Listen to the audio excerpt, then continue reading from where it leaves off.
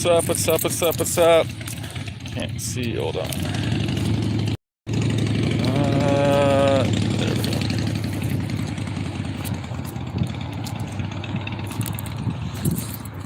All right.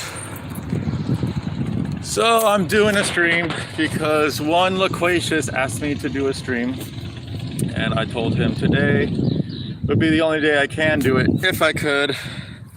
And I am outside because it is hot as hell. It is so hot. It's 85 degrees for all you non-American homos. That's like 26 degrees Celsius or something. It's legitimate. It's hot. It's hot. And my stupid apartment has the heater fucking going on and there's nothing I can do to stop it. So I can't do this at home with the fan going on and everything. So that's why I'm out here. Wow, what's up, Washington? I said, wow, that's a nice tree behind me. I looked at that tree, I said, wow, that's a nice tree. Yeah, I've got an Izzy story to tell, but I kind of want to wait till people funnel in. So, you just Ugandan? Yes, I am Ugandan. But yes, I have an Izzy story to tell. That the moment he walked out, the second he walked out, I knew I was fucked. And because I had a shit. It was Washington. It was. What is this quality? The quality is always terrible.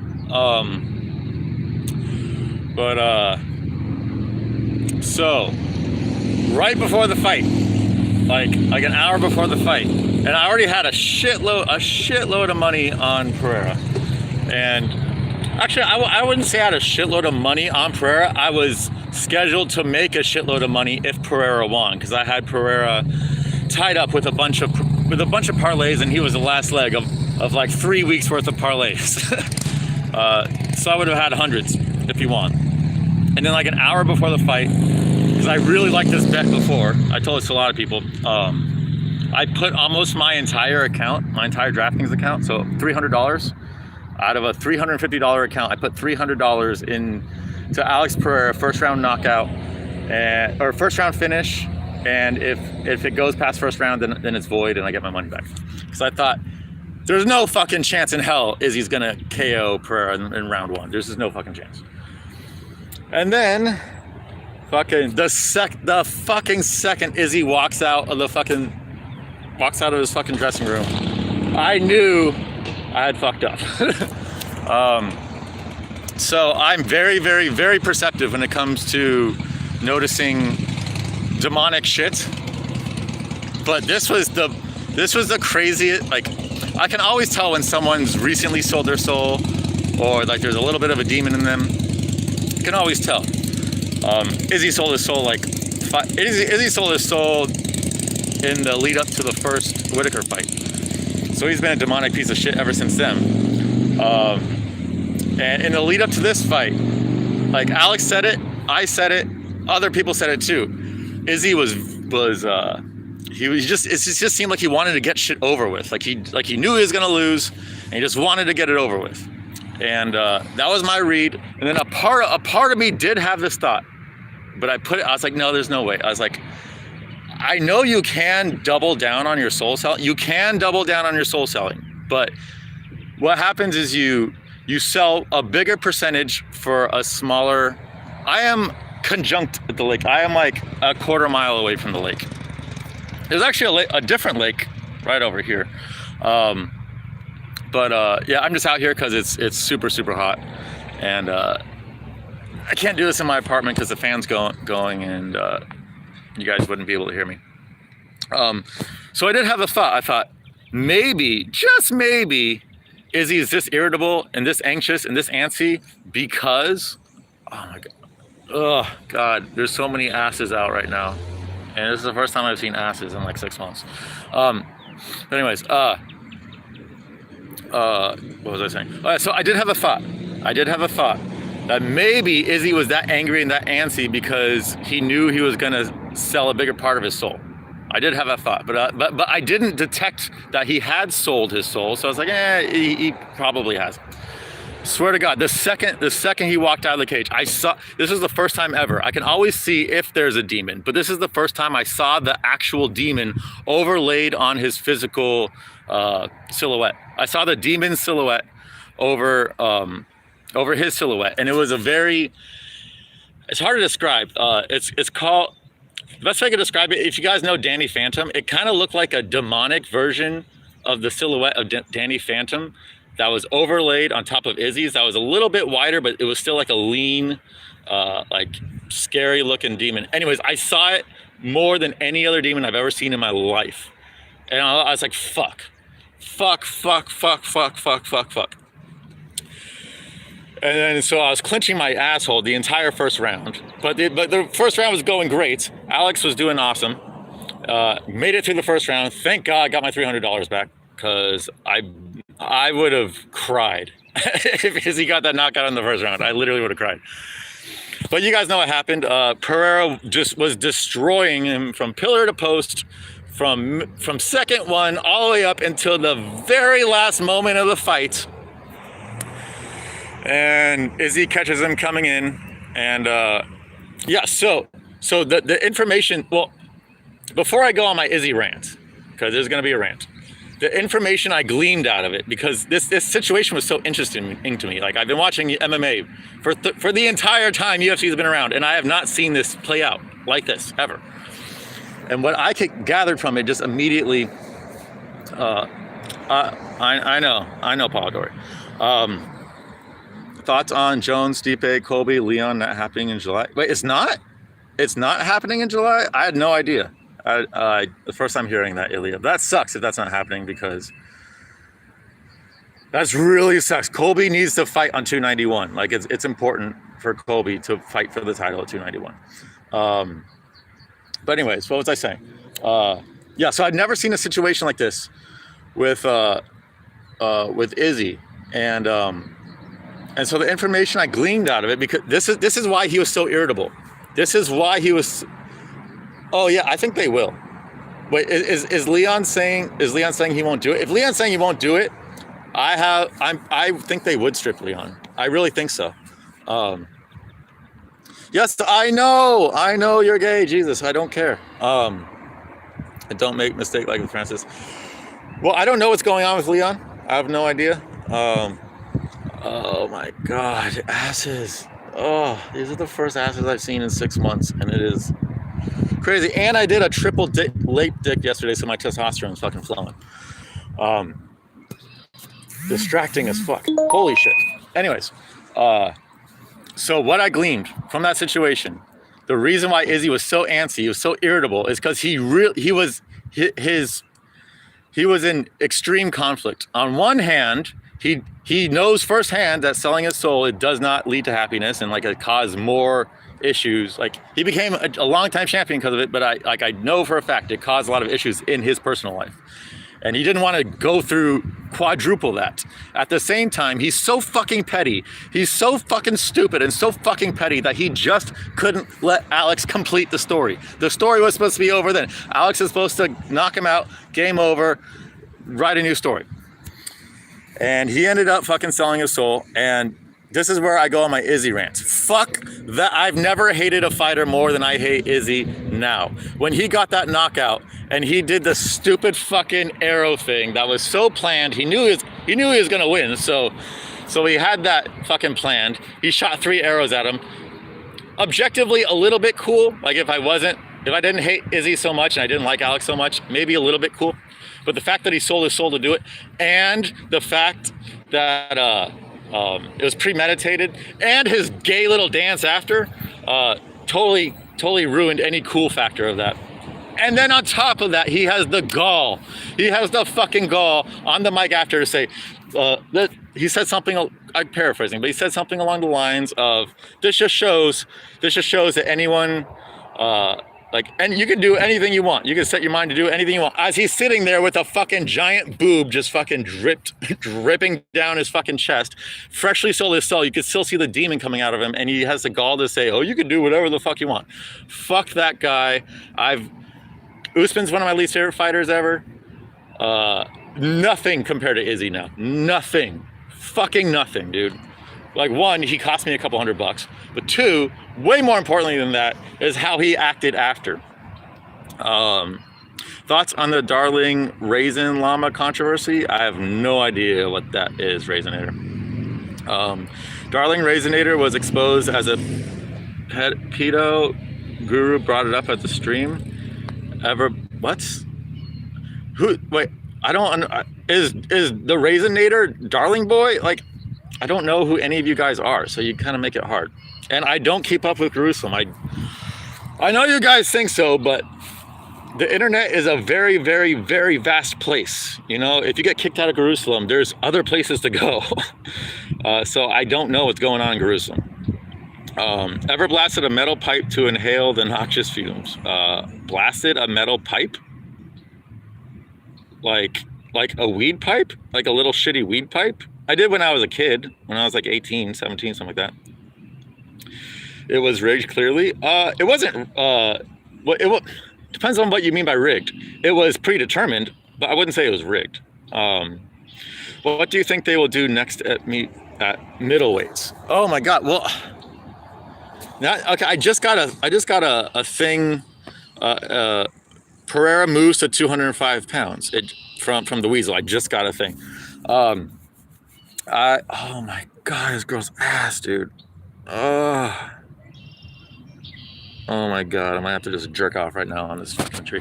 Hold on. I think you got.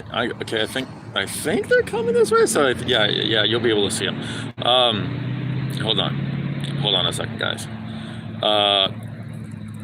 So what did they do at middleweight? I don't know.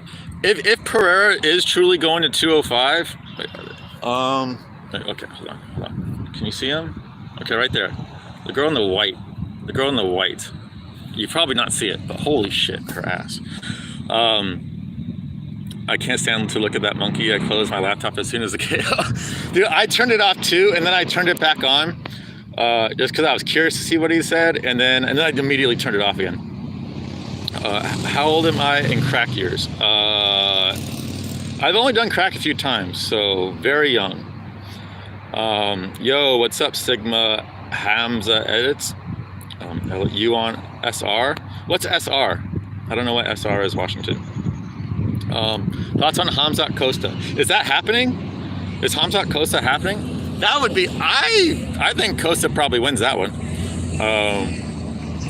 I don't know if Costa's takedown defense has ever been tested that level, but I feel like he's probably big enough and strong enough and technical enough to keep it standing. And I don't think Hamzat wants anything to do with Costa. I don't think Hamzat wants anything to do with Costa, period.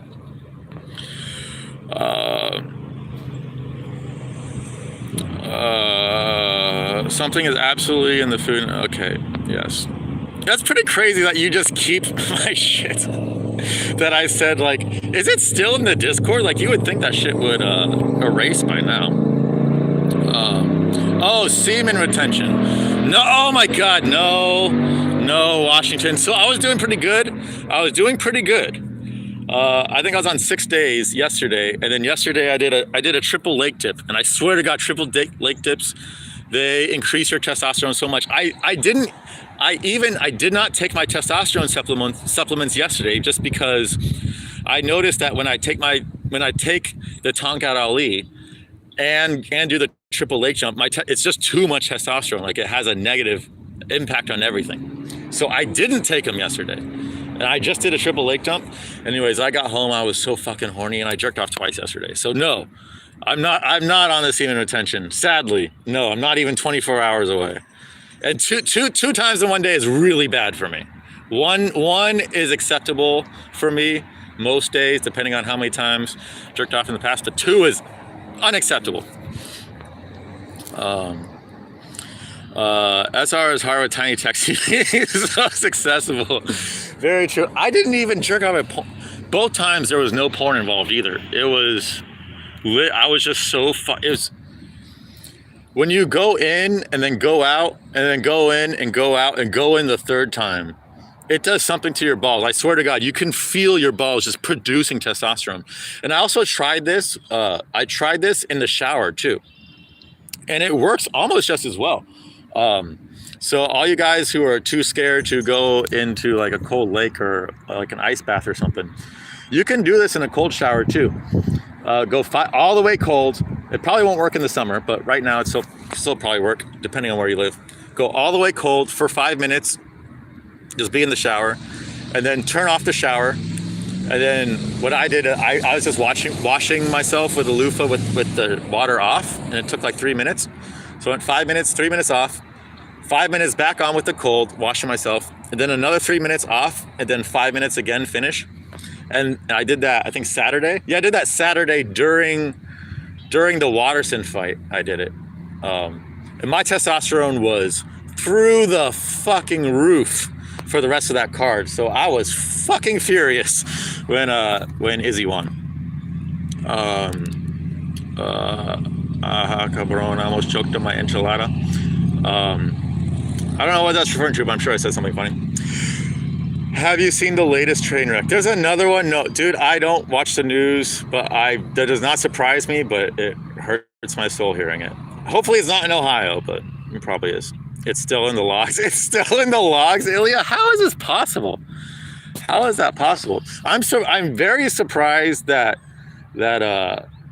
musical didn't delete all, because when you ban someone, you can delete all the stuff they've ever said. Very surprised he didn't delete it. Is it true your uncle is a 33rd degree Freemason? My great uncle. Not my uncle. My great uncle. My great uncle was, yeah. Earthing on the logs. Not earthing. Yeah, like I said, if you get banned and someone doesn't want you on the logs, then they can erase you from the logs. That's why Chimp kept getting banned. It wasn't because that's the only way to erase all this stuff from the logs is to ban someone. Will you be getting deep into gematria today? I'll do you one better. Yes. Okay, so I'll go into Arnold Allen.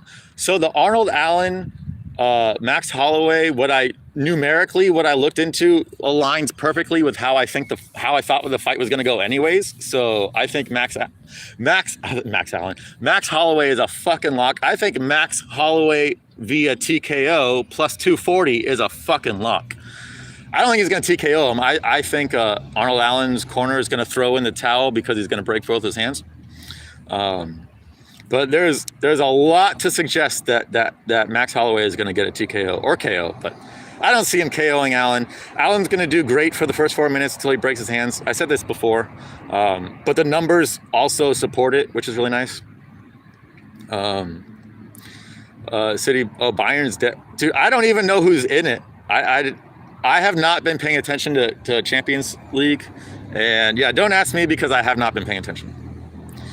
Do I like Midnight Show by the Killers? I have not heard that song. I've only heard, I was huge into the Killers, like their first few albums. So like, I'm guessing that's a more recent song. I don't know, I haven't heard that song, so I can't tell you. But their recent stuff that I have heard, I haven't liked nearly as much as like their first two albums. Or maybe Midnight Show is on that. I don't really remember. Bayern is becoming immigrant central. UTF Larry would violate your... Larry would, yeah. Imagine crossing borders, cabron.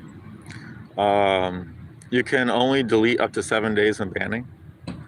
No? Is that true? Maybe it's true.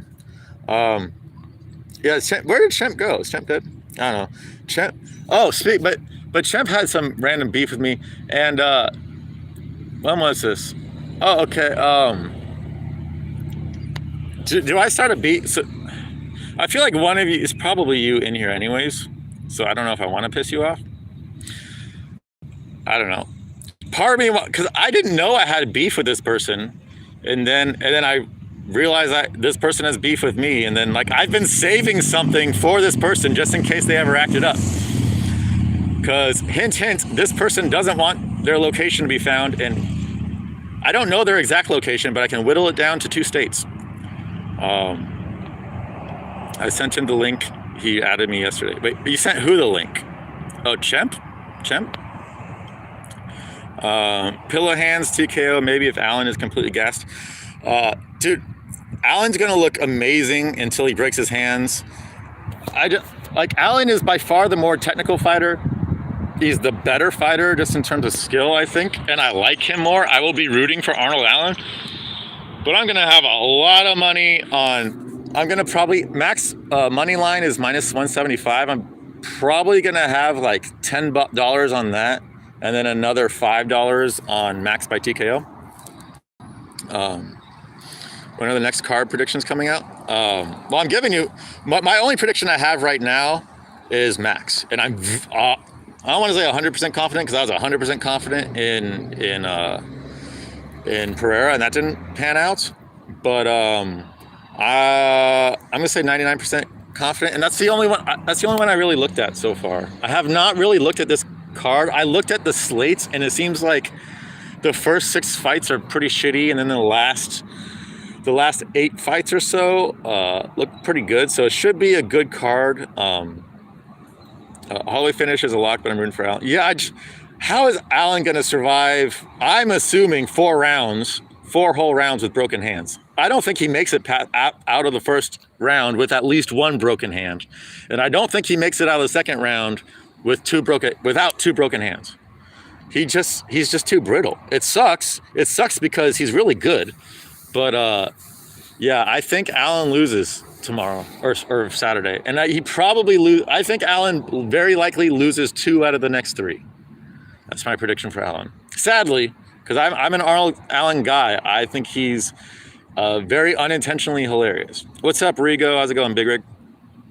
Yep, you called it, Elia. You called it. Driving and texting Rigo.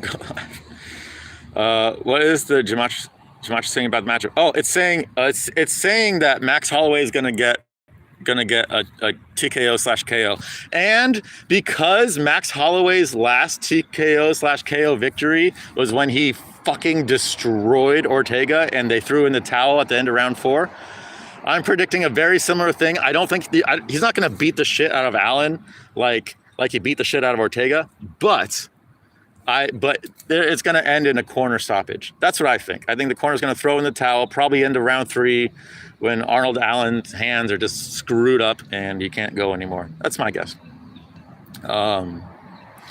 What's up, Lord Guru? Talk about kebabis or yog or spit on yourself while playing guitar. Dude, I'm not... Yeah, I'm not musical. Rigo, are you and musical still beefing? Is this you shitting on musical, or are you too cool now? Like, I don't know what's going on. Yo, 6 Midnight Show is a single, or it's from Hot Fuss. It's not a Hot Fuss. It's not a Hot Fuss because I know all the songs on Hot Fuss.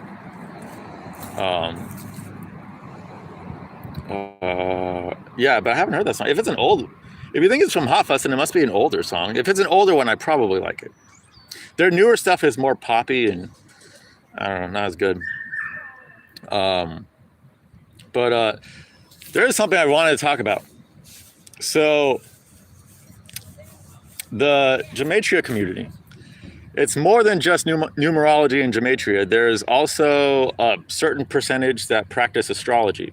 And my entire life, I don't want to say I've been anti-astrology, but I've never looked into it. I've never practiced it. And I've always like intuitively thought it was kind of dumb because you're relying on the accuracy of charts and you're relying on the accuracy of other people's opinions. And there's so many different, there's just so many different opinions in it. But I've looked the last 2.5 weeks or so, I've been studying astrology. There's so much fucking shit to look. First, I respect it a lot more as an art form or as a practice, just because there's so much shit you have to learn. Like I said, I spent like an hour every day studying this shit, and I'm not even close to where I need to be to actually start studying the shit I want to study, which is sports astrology. Because it's like a whole another subject, but you need to know like regular horary astrology before you can go into sports astrology and do it accurately. But my 2 closest friends in the Gematria community, they are astrologers, and the shit that they've predicted, insanely fucking accurate. And there's this guy on YouTube who's a sports astrologer, and all his shit very, very accurate. And he has like birth charts for like different, he does baseball astrology, and he's got birth charts for all the different baseball teams and shit. And the amount that he describes each team and the phases they go through and how it all aligns, it's so crazy. You can't deny it. You can't deny that there's fucking truth in it. I hate that there's truth in it, but there's truth in it. And last night, just for shits and giggles, I looked at my birth chart for the first time ever. Oh my God, these asses, goddess, holy shit. Oh my God. Anyways, I'm so fucking, oh my God. Okay, I think I might be able to show you this one. Yeah, I'm gonna be able to, no, that's not, nope, I'm not, never mind. Fuck, I'm so distracted right now. I'm sorry, guys. Fucking asses. Okay, so I did my own birth chart yesterday.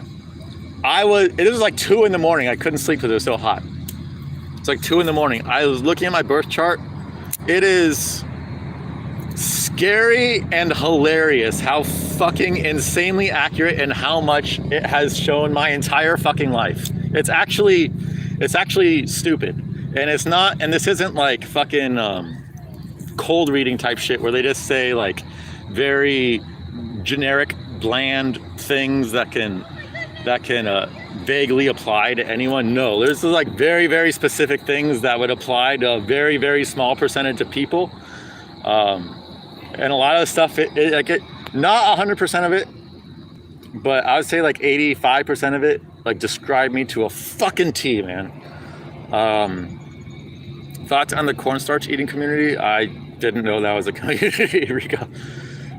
Cabron, ever tried chilies in Nogada? Probably. I mean, I probably have. I've eaten probably every type of Mexican food there is, but I can't. Is that like a stuffed poblano chili? Is that what that is? If so, then yes. Arnold Allen's father is a Freemason. He's also a bodybuilder. I don't think it's going to help him in this fight. I really don't think it's going to help him in this fight. It seems to be written that Max is supposed to win this fight. I'm wilding, bro. Go home. I can't go home, Rigo. I can't. It's too hot. It's too hot in there. First off, and B, if I put the fan is on, but if I turn the fan off, put the air on, like it's just too loud. And then you guys complain when the fan's on, so I can't. 6 about to commit a crime. How am I about to commit a crime? I'm in park. It is from Hot Fuss? What? No way. I think you're fucking with me. Nearest school. Nearest school. It's not that near. I'm within. I was gonna make a joke, but you guys are gonna take it out of context. What is Larry doing? He's probably sleeping. Do I let him go outside? No, Larry can't go outside because of the way my apartment's structured. It's high rises. So outside my door is a hallway, and I'm on the 2nd floor. So I can't let him out. If I'm hooking up with a girl and she keeps asking me to stop, what should I do? There's more. Well, you got to give more. I don't know if this is a real question or not, Rigo, but that is a very case-by-case basis. And you have to give me more information than that for me to give you an answer. But I can give you a good answer if you give me more information, like how long you've known this girl, like what kind of cues she's given you. Are you at her place? Are you at your place? Are you in a neutral place? Like there's a lot of variables. But generally speaking, Rico, if a girl asks you to stop, there's 2 ways you can play it. Generally. One is to laugh it off, be like, oh, you're silly.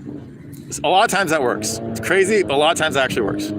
Or two, when they say stop, you're like, all right, and then you completely, like if you're making out with a girl and then like you're trying to advance and then they say stop, you say, okay, you agree, but you stop everything. You stop making out, you stop everything, and then you like go read a book, you just like ignore her basically. Both those things can work pretty well, but it depends on the situation too. Astrology doesn't work because it's based on round Earth and yeah, that's the thing, Washington. Like, astrology proves the Earth isn't fucking. Well, first off, the Earth is a sphere. It's not round. Round is 2-dimensional. Sphere is 3-dimensional. Earth is a sphere. But Washington, I can show you. Like, I can show you the chart. Like, look into it yourself. Look, just instead of just shitting on it without looking into it. Because before I looked into it, I thought, oh, there's no way this shit's possible. Dude, it is insanely fucking accurate. It is stupidly fucking accurate. Like, really, really stupidly fucking accurate. And it seems to be way more accurate than gematria, because gematria can be more manipulated. Whereas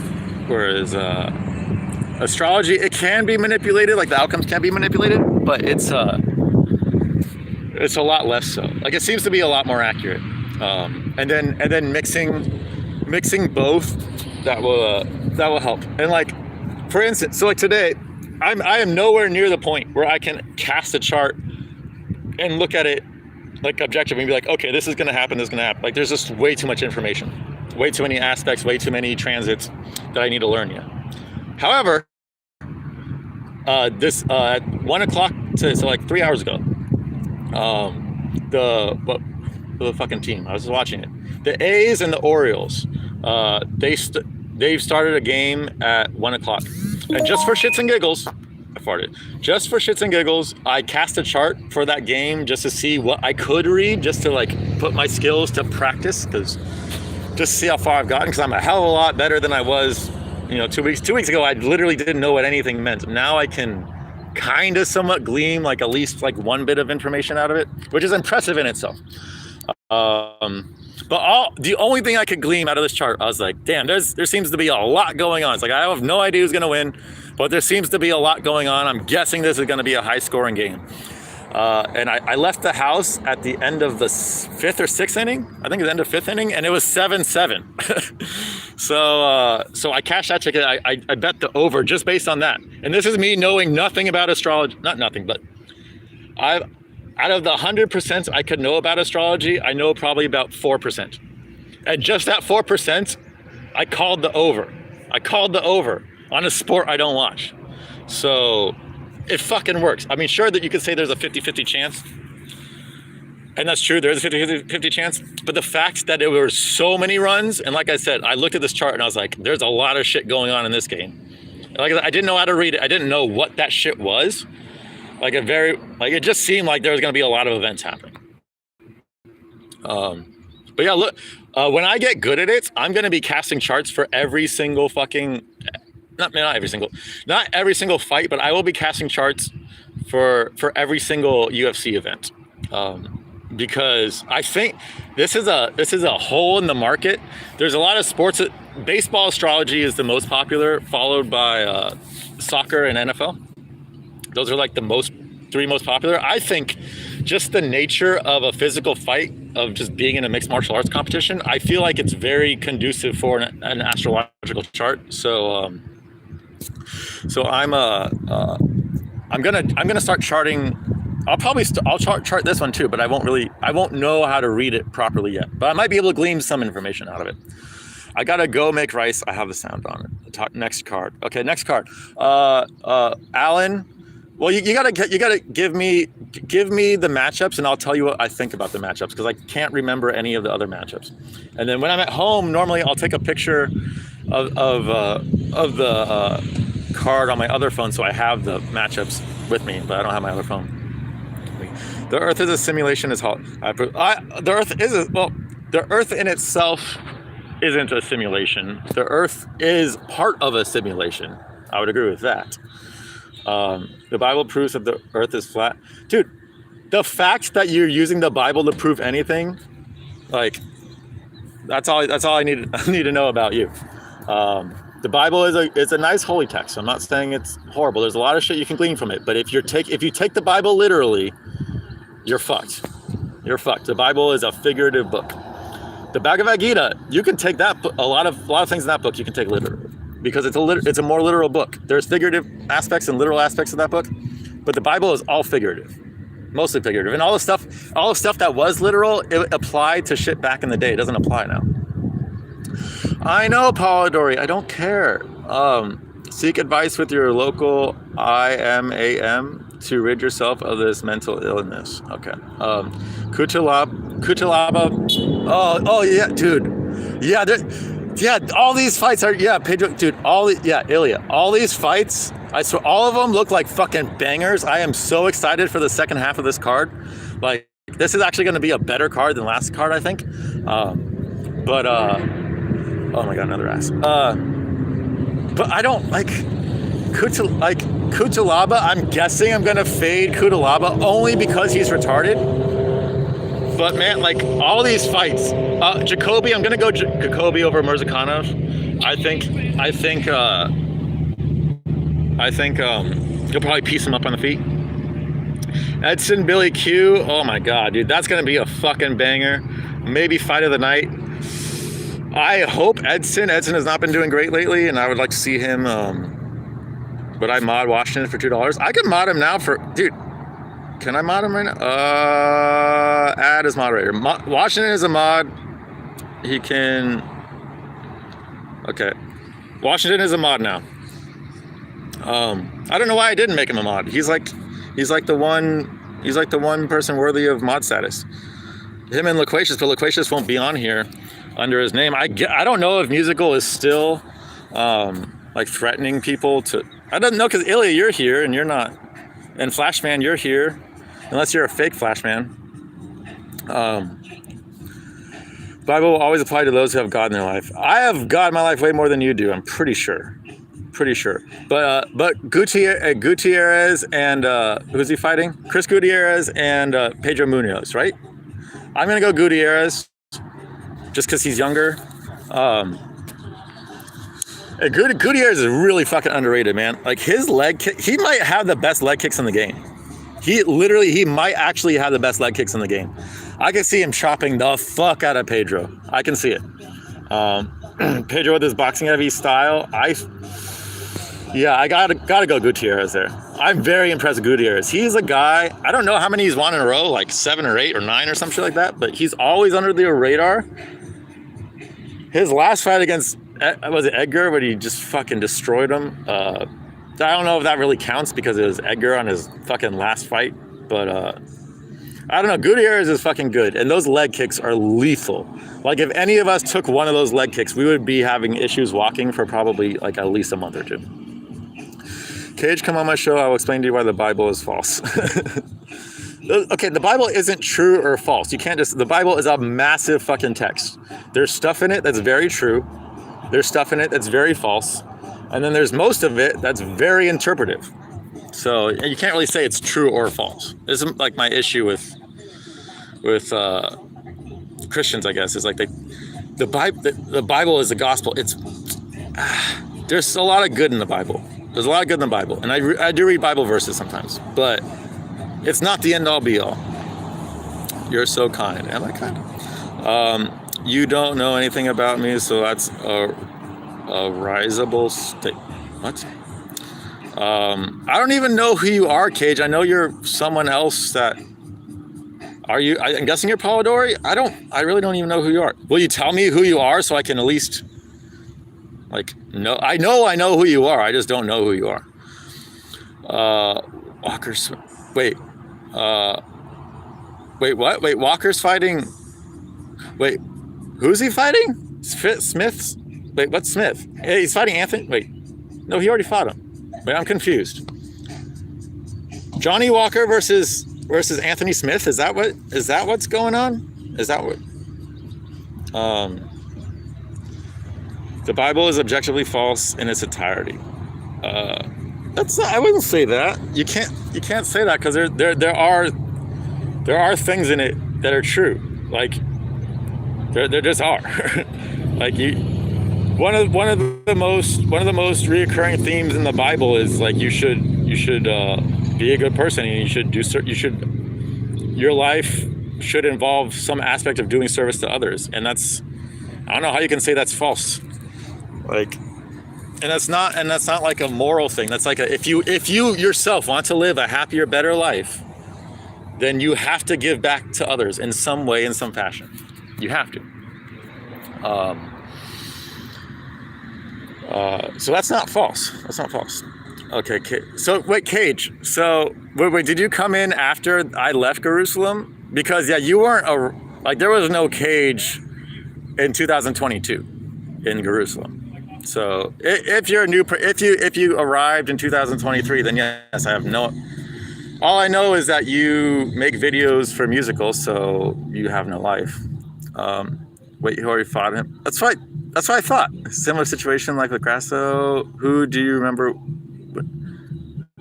Wait, I'm confused. I am very confused, Ilya. I'm not really understanding the question. I'm not Cage or anything else. I'm just Polidori, because hence why you know nothing about me. Well, Polidori, I know you're from Milwaukee. I know. Well, I was gonna dox you right there, but I'm not going to. Even though you dox yourself like 1,000 times, like we all know your name. But know you're from Milwaukee. I know you have a bunch of guitars, even though you can't play them. So I don't know what that's all about. Must be like a rich kid thing. Not me shitting on rich kids. Wish I was a rich kid. But yes, I came in Jerusalem after you left. Yeah, so Cage, you missed the glory days. You missed the glory days. Because the glory days in Jerusalem were, I would say like probably like 3-4 months before I left. So I feel bad that you're just like, you're eating the remnants of what used to be a good thing. I mean, I'm sure it's better than a lot of MMA communities even today. Like, I tried joining other MMA communities. They're just fucking garbage, man. Like, Jerusalem has a lot of issues, but you guys are still a hell of a lot better than the other MMA communities that I've tried to join. Are you confusing Smith versus Span? Or I'm confusing Cage fans. Walker is fighting Smith next month. Walker is fighting Smith next month. Okay, that makes sense, because like I don't remember seeing Walker and Smith this card. Okay, Walker versus Smith. I'm gonna go Anthony Smith there. I think that's a really, really, really good matchup for Anthony Smith. I could see Walker knocking him out, but I think Smith, Smith is such an up and down fighter. Like, if we get a good version of Smith, I think it's a very easy fight for Smith. If we get a bad version of Smith, then Walker probably wins. But I just feel like Smith, he's good enough on the ground where he can probably sub Walker. And I think he's responsible enough on the feet to not get clubbed with anything, with something crazy. I'm definitely going to go Anthony Smith there. I think that's a good matchup for him. I don't have any beef with you. I did gaff what you think about me. I don't know you, Cage. I don't know. It's about when you thought Grasso was the champ. Wait, oh, now you think Smith fought Walker. No, I wasn't sure. Oh, gotcha. No, that's not the same thing, because I'm not. This is just me being old and confused. This isn't the same thing. But I just envisioning that fight, I just think Smith is the more technical guy. And I just think he's smart enough to not get caught by Walker, you know? Yes, I definitely missed the glory days. Yes, the glory days. Guru below 10,000 was fucking awesome. But what I think about you, you know what I think about you, Polidori. Trying to connect something there. You think Smith already beat Walker? No, I don't. I don't think that. I just think Smith is I just think you guys are just fucking with me. I'm just getting fucking poppy-costed here. Ilya, he may have foreseen it in a gematria dream. How am I insulting you, Cage? How am I? I don't know. I think I did a slight insult, but thoughts on Scott Coker bribing Ngannou with 3,000 bunches of bananas to sign an 8-fight contract? At this point, at this stage in the game, that might be the best that Ngannou can fucking sign for now. So I think you should fucking sign it. And he'll be a Bellator champ. Like, it's an easy fucking belt for him, so might as well. But oh my God, asses. Asses are so fucking distracting. I don't know how people are boob guys. Like, don't get me wrong, I like a good pair of boobs, but like, I was gonna say you can't fuck a boob. You can fuck boobs, but it's awkward. It's like, it's not something that I want to do, you know. And big boobs, that just means they're gonna droop quicker. Like, and I always think long term. So like, yeah, asses have a lot more shelf life. Pun intended. 6 E-Money started going live. I mean, I saw it yesterday. Yes, I did see that yesterday. I got notified, but I wasn't free to go live. I wasn't free to go on there. But yeah, I saw that. How do I feel about Nate versus Jake? I don't care, but I'm guessing Jake's gonna win. I'm gonna guess Jake's gonna win, but I don't really care. Even though I personally thought Jake beat Tommy Fury, he has the loss now, so it doesn't. That's how boxing goes. I guess it does. But then again, it's celebrity boxing, so I guess it doesn't really matter what his record is. I don't think it's a good matchup for Nate. Jake's a lot bigger. Nate might be longer and you'll pepper him with shots, but I just don't see anything that he throws at Jake doing any amount of damage at all. I don't see him getting Jake's respect with any shot he throws. So I'm pretty sure it's just going to be Jake just fucking teeing off. So I don't like Nate versus Jake just because it's going to make MMA look fucking horrible, man. Do I think Bayern will come back in the second leg? Well, I mean, they were my pick, so I guess so. But since they went down 3, I don't know. I have not been paying attention to soccer. I don't care about soccer. I thought that I could predict sports that I don't watch and that I don't follow with numerology and gematria. And maybe if I get more into it, maybe I could, but you really have to know your shit, man. You really have to know your shit. So it's better to focus on sports that you fucking know. So I keep my focus on baseball, basketball, and football because I fucking know those sports, and MMA, of course. Garcia Tank. I don't really watch boxing. So I can't give you a technical breakdown of it. I've seen both of them fight before, but I haven't seen either of them fight enough where I can give a breakdown. So I'm not gonna. You think everyone is gonna be right and Tank catches him? I don't fucking know. I have no fucking idea. Like I said, I watch the big boxing fights and that's it. But I can't give you a breakdown of what Tank does well, what Garcia does well. I can't fucking tell you. So yeah, you can ask me boxing questions, but I can't give you boxing answers. What else did I want to say? I wanted to mention something. A straw, like yeah, like I said, I've been studying at least an hour a day. Should headbutts be legal? No, I don't think headbutts should be legal. If so, that'd be really good. That'd be really good for certain fighters like Valentina. Should oblique kicks be legal? I'm back and forth on that. It's like they're just so potentially career altering and damaging. I really hate it, but at the same time, you can't, like, there is a defense to it. You know, it's not like it's a technique where like there's no defense. Like, just react to it. That's the defense, really. Just fucking react. Just bend your leg, and like that's the defense. I agree that Sigma Hamza edits 1,000%. Cage grabbing should 100% be legal.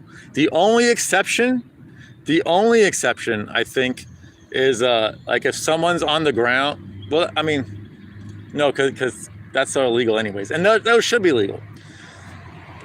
Soccer kick should be legal. Soccer kick should definitely be legal. Obviously, 12-6 elbow should be legal. Even punching in the back of the head should be legal as long as the person is giving you the back of the head. Like if they turn their head to you you should be allowed to punch the back of the head. That should be fair game. But yeah, cage grabs should, like, why are you having a cage if it shouldn't be legal? Like, first off, there shouldn't be a cage. Like, I hate the fact that there is a cage, but the fact that there is a cage, I think the only thing that I can say about cage grabbing being illegal, and the only reason why it should stay illegal, is because if you make it legal, sooner or later someone's gonna lose a finger in the cage. Mark my words. Like someone's gonna be grabbing the cage, and then they're gonna like get pulled out, and their finger's gonna get locked in there, and it's gonna be like a John Jones big toe fighting Chael situation where a finger's just gonna fall off. So that's the only reason why I think cage grabs should be illegal. But for the just in the context of the fight, it should 100% be legal. Should knee bars be legal while oblique kicks are legal? Like, that's different though, because submissions are different, man. Because you could tap at any time. You know, like, you can't. I don't know. I don't think you can compare a submission to a strike. Like, all submissions should be legal. Even the titty twister should be legal. Is a titty twister legal? I don't even know that. Like, do any of you guys know, if you grab your opponent's nipples, male or female, and you twist as hard as you can, is that legal or is that illegal? I've been watching this entire time. I have never seen it, and I don't know, but I can't imagine someone tapping to that. Oh my God. Because we don't want the potential injury to keep people out for so long. I guess, but nah, you can't ban submissions, man. Like, I feel like submissions are already the most underutilized part of the game. And I think you're trying to make a point. I think you're trying to make a point, Ilya, that like basically everything should be legal. And I agree, pretty much everything should be legal. Thoughts on skeptical Sixsoul? On skeptical Sixsoul. Is that like my natural nature to be skeptical of things? If you lose a finger, should the opponent win by KO? Well, that's what would happen, Sigma. Should they? I think it depends on the fighter. If you quit, like, if you lost a finger, the ref would stop the fight. However, I think if you lost a finger and you wanted to continue, you should be allowed to continue. But it would be a KO. It shouldn't be, but that's what it would be. Small joint manipulations are illegal, so like fingers. Okay, but is a nipple small joint? Is a nipple small joint? Because it's not a joint. It's small, but it's not a joint. Well, it might not be. It's not small in it's small in most people. Some people have those giant fucking saucer areolas, but most people, the nipple's small. Pinching and biting is illegal. Oh shit. Pinching is illegal? Well, I guess that makes sense. That makes sense. But people, like, what isn't illegal, which I think it would be a hard thing to really check for, but like a lot of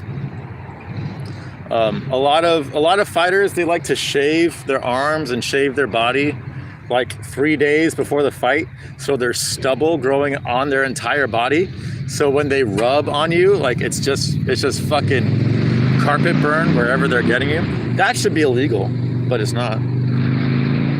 Headbutt should be legal. At most, like an intentional headbutt to the nose should be illegal. I don't know how I feel about that. Like, I'm not against it. I would have to think about that a lot, Ilya. And I'm not even sure if you're being serious or not. But I don't know. I'm 50-50. I can see an argument for and I can see an argument against. I think soccer kicks are way more up the list. And 12-6 elbows are way more up the list. And yeah, kicking down opponents are way more important than headbutts. Midnight Show is the best Hot Fuss song. Sorry, Jenny was a friend of mine. Sorry, Jenny was a friend of. Yeah, okay. No, best Hot Fuss song. I'm trying to think. I really like. It's kind of a bland song, but I really like Everything Will Be Alright. I think that's a Hot Fuss song. I don't get how headbutts are more dangerous than punches. Because well, yeah, like you said, headbutts to the nose. Like, That's why, and because they cause headbutts cause so much physical damage. Like when usually when there's a clash of heads, more times than not, one person's face is all swelled up or they're bleeding. Like it causes too much skin damage. I think that's the reason why I lean towards it should still be illegal. Is because it just causes too much skin damage, and it can stop fights prematurely, I guess. Headbutts are allowed in combat sambo and lethwei. What the? Never heard of lethwei in my life. In a sport where the point is to catch someone with an unexpected punch and KO them stiff. Well, I get what you're saying, but I still think just because the skin is so thin on your head, wherever it is on your head, your skin is really thin, and when heads clash, skin breaks, and it's just gonna cause more early stoppages, which I don't know. I think that I'm against it. I can see the argument for it, but I'm against it. Heavyweight headbutts from now. Yeah, exactly, dude. Thoughts on monkey-headed leg humping daggets? Why do they look like monkeys? Well, because I'm assuming because they're more closely related to monkeys than we are. That would be my guess. Been to East Cleveland recently? No, I have not. The last time I went to East Cleveland was on my birthday, or like the day. It was the day after my birthday. That was the last time I went to East Cleveland. So 6 months ago, about. I don't like. There's no point. I'm on like the far west side of Cleveland. First off. And other than a few restaurants, there's just no reason for me to go out there. Like, thoughts on Rigo at pile driving no one in particular into the comments? Wait, Rigo just pile driving air into the table? Or are you talking about, wait, is this question Rigo pile driving just any person or Rigo pile driving no person? Because those are two different questions. The only reason MMA should be in gloves is because it protects the hands. Well, that's the only reason why MMA has gloves. Well, that's not true. I believe initially there were no gloves, and then they instituted gloves for the optics of it. But they quickly realized gloves are very, very important for keeping your hands protected. So no, I am pro gloves just because Arnold Allen would lose his career if they did away with gloves. So like the bones in your hands are so small, they break so easily, you need some sort of protection. It's a Burmese martial art. Are you Burmese, Sigma Hamza? Exactly, Ilya. To the Ethiopian place. Exactly, you remember, so you've been here. So I know who you are. I know who you are, Sigma. Yes, to the Ethiopian place. That was the last. No, wait, is it? No, it's Ethiopian. I want to say there's a Nigerian place too over there, but yeah, Ethiopian. I've only been to Columbus. Columbus is a much nicer city than Cleveland. Columbus is actually like a pretty nice city. I think in the Midwest, like when they rank how good the cities are, I think it's like in terms of like how nice they are and not, and like how, I don't like to use the word safe, but how like not, can I say this? Yeah, I'm not gonna say it. How East Side Cleveland-y it is, you know?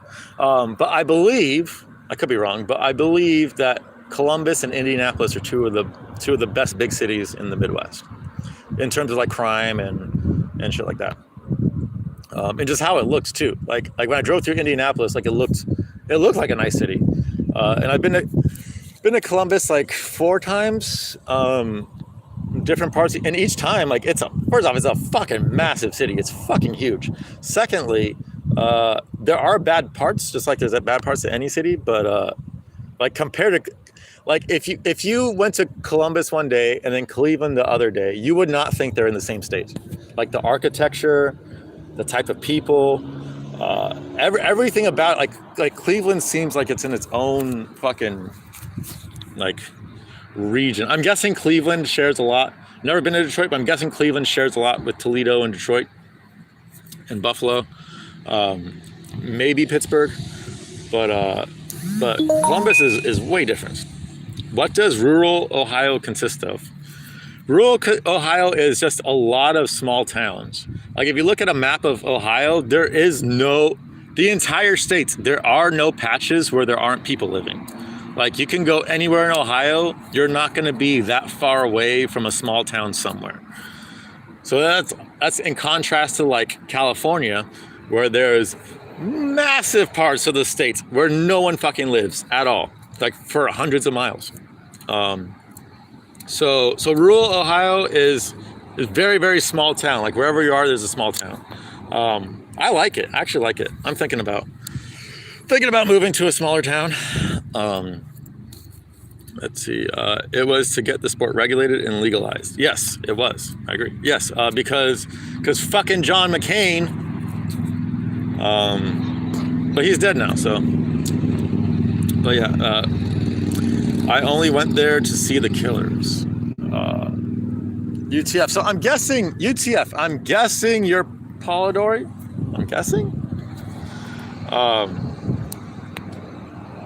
But yeah, it's a nice town. I haven't spent like a shitload of time there, so I can't like give a huge breakdown of Columbus. Like I said, I've been there 4 times, I'm pretty sure, and each time it seemed like a nice city. And I have a friend who lives there, and they like it.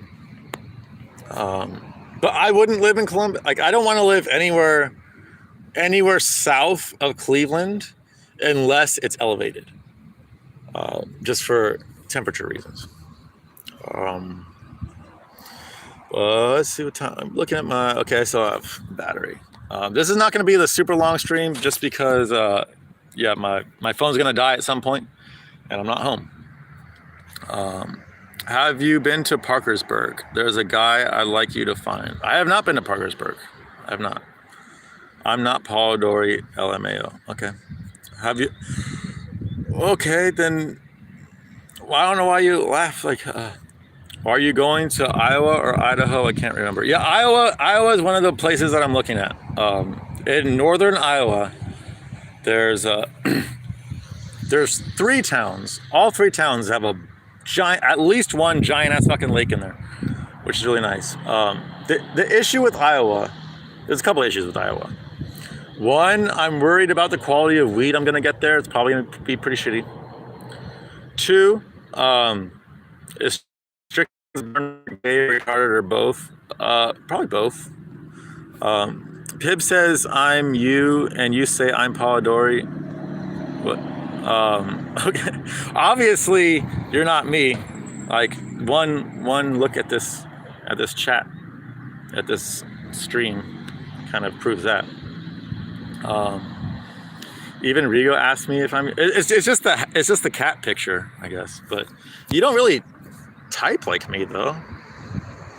That's what people always think I'm fucking around, but I'm really not.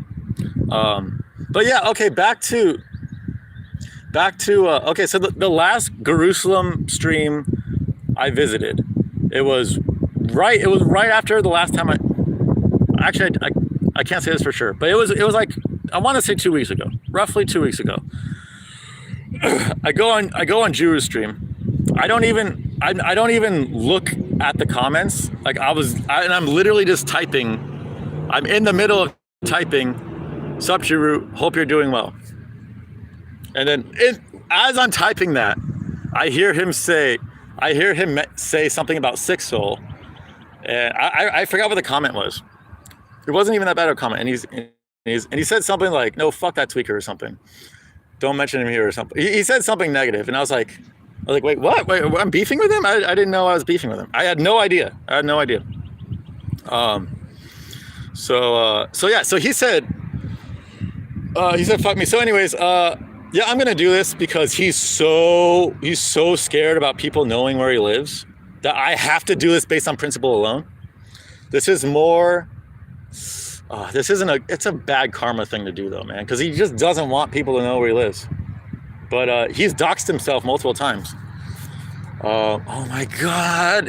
I'm sure you can see every time my eyes wander. Hood Hopper gang. What's Hood Hopper? I have no idea what Hood Hopper is. Oh, there's the ass. Oh my God, dude. Okay. I just need to fucking get used to fucking summer. What was I saying? Oh yeah, I was talking about, yeah, I'll leave him alone. I won't say it. Well, I'll say this. I will say this. Oh, fuck. Ugh. Fucking bugs crawling at me. Okay, so if you're watching, Drew, this is me being nice. This is me being nice and telling you not to do this because you care so goddamn much about not being doxxed. Months ago, this was like, I think it was December, you were saying, you were complaining about the snow, how much snow there was, and you're complaining about like your parents wanting you to shovel snow or something to do with snow. Like you were talking about the snow. So I was looking, so right when you said that, and I only did because you are so secretive about it, it's just natural for people to want to know. So I just looked at a weather map. I was like, where is it snowing right now in the United States? And there's only 2 states where it was significantly snowing, and then there was like really, really small parts of other states where you could potentially be living. But there was all those parts were incredibly rural, and it just seemed very unlikely. So by process of elimination, I whittled it down to 2 states. So yeah, if you don't want people doing that, don't tell people what the weather is currently when you're streaming, because if I'm doing it, and I was just doing it for shits and giggles, just because I'm very geographically autistically inclined. That's just how my autism. That's how my autism. Oh my god, this girl! Holy shit! That's how my autism manifests. Is that I'm very interested in where people live and like in climates and how things are different in different areas. So like I'm always curious where different people live. Okay. Okay. I don't want. Okay. Real quick. Can you see her behind the tree? Right there. Can you see? Could you see? Red car. Sigma doxer. No, I legitimately just did not dox him, and I could have. And it's not even a dox. It's just he lives in this state or this state, and those states aren't even conjunct. So, but I mean, just in general, like he has said snow many times. So he eliminated him. Like he can't live in anywhere where it doesn't snow. So like that eliminates like half the states right there. So he semi-doxed himself. But yeah, I'm not gonna eliminate it because I don't know, he really seems to care about it.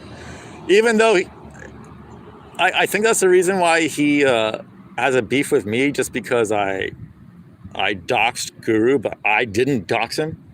Dox everyone. I just don't care. Like, I just don't care. But if people care, who cares? Oh, okay. They're leaving again. Do you see? Not the back one, the front one. Whitey, pink shorts. Her. Do you guys see this? This is not just because it's like the best ass I've seen.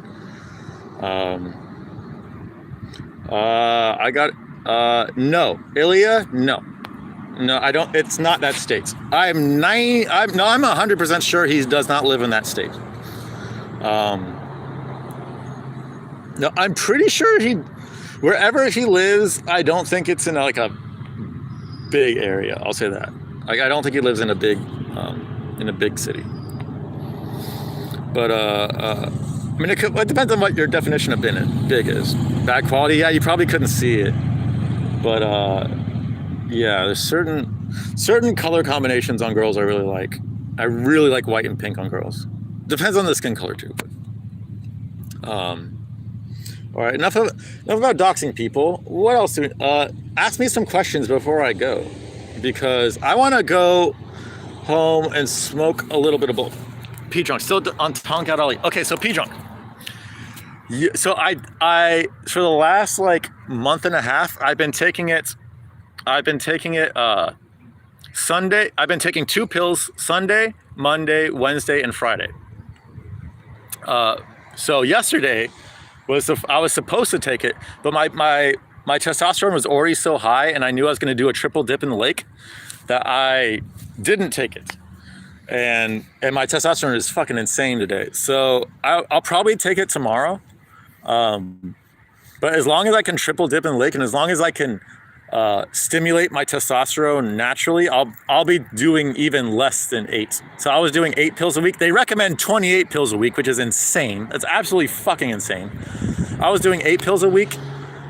I'll probably drop it down to 4 pills a week and see how that goes. Like what you want to do, you want to do the minimum amount for the maximum benefit. And when your testosterone is too high, it's like your muscles can't even.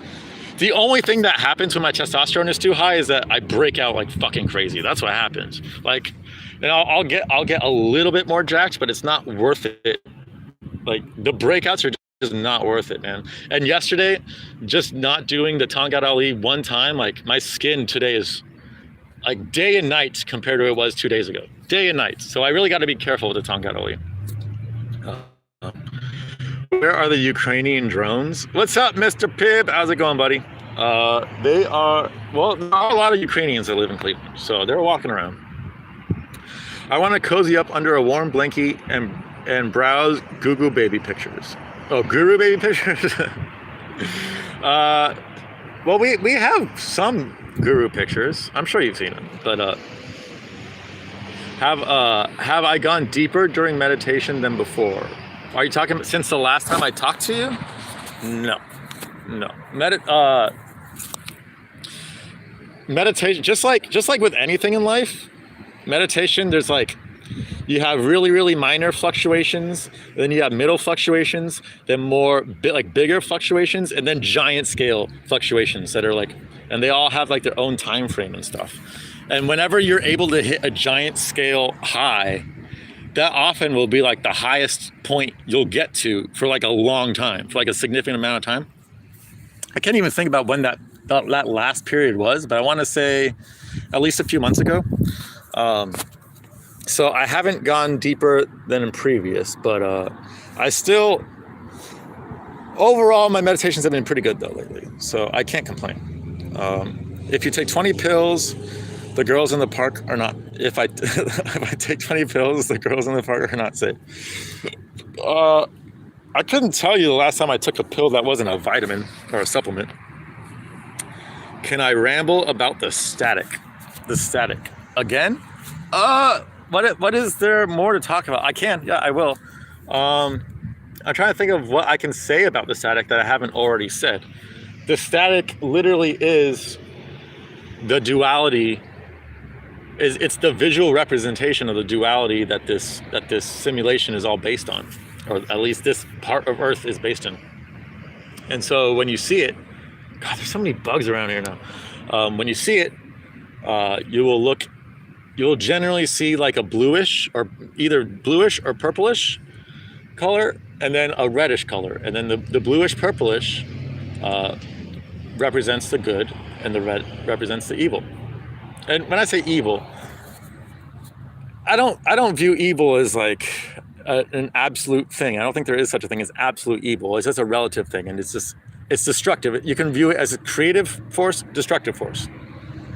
Oh my God, another ass. I've talked about breathing it in. Like when you breathe in, when you meditate, a lot of times you want to breathe in the blue. When you're looking at it, a lot of times you'll hear the tones, and you want to working on the tones while you're looking at the static. Very helpful. Is there something else I can give that I haven't said before? I'm drawing a blank. Drawing a fucking blank. Always start with, like, if you're interested in looking at the static, always start in the dimly lit room. Like you want it to be nighttime with like the very, very, very minimal amount of light. But I still found a lot of people can't see it even in those conditions, which is crazy because in those conditions I can see it. It's 100% of the time. As soon as it goes dark, I can see it. No, even if I try not to see it, I can still see it. Whereas like if it's daytime, like right now, if I'm not looking for it, then I can't see it. But the second I switch my mind to say look for it, like right now I can see it because I'm looking for it. But it's way, way more subtle because of all the light. But when you dim the lights, then it becomes a lot more noticeable. Have I discovered anything new? Discovered anything new? I'm always discovering things new. The astrology shit has been completely new to me, and I didn't realize how crazy of an effect it's had on my life. And it makes me wonder: has my life gone the way it has because of the time and place where I was born, or if my life was already predestined that way, and because it was predestined that way, I was specifically born at that time and place, 7:49 a.m. Fontana, California, October 18th, 1988. Like, I could see it going either way, you know? Like, was I predestined before this life to have this life, and therefore I was specifically chosen at that spot so all the planets would have these effects on me? Or do these planets just have an effect on me? I think I lean towards the former. I'm not entirely sure. Do I get lots of mosquitoes there? Yes, tons. Not right now. Not right now. The mosquitoes pop up. I mean, they are popping up now, but because like after November, it's like November through like end of March, they're all hibernating and dead. But once it starts warming up, like most of them don't survive hibernation. So for like April, May, you won't see a whole lot of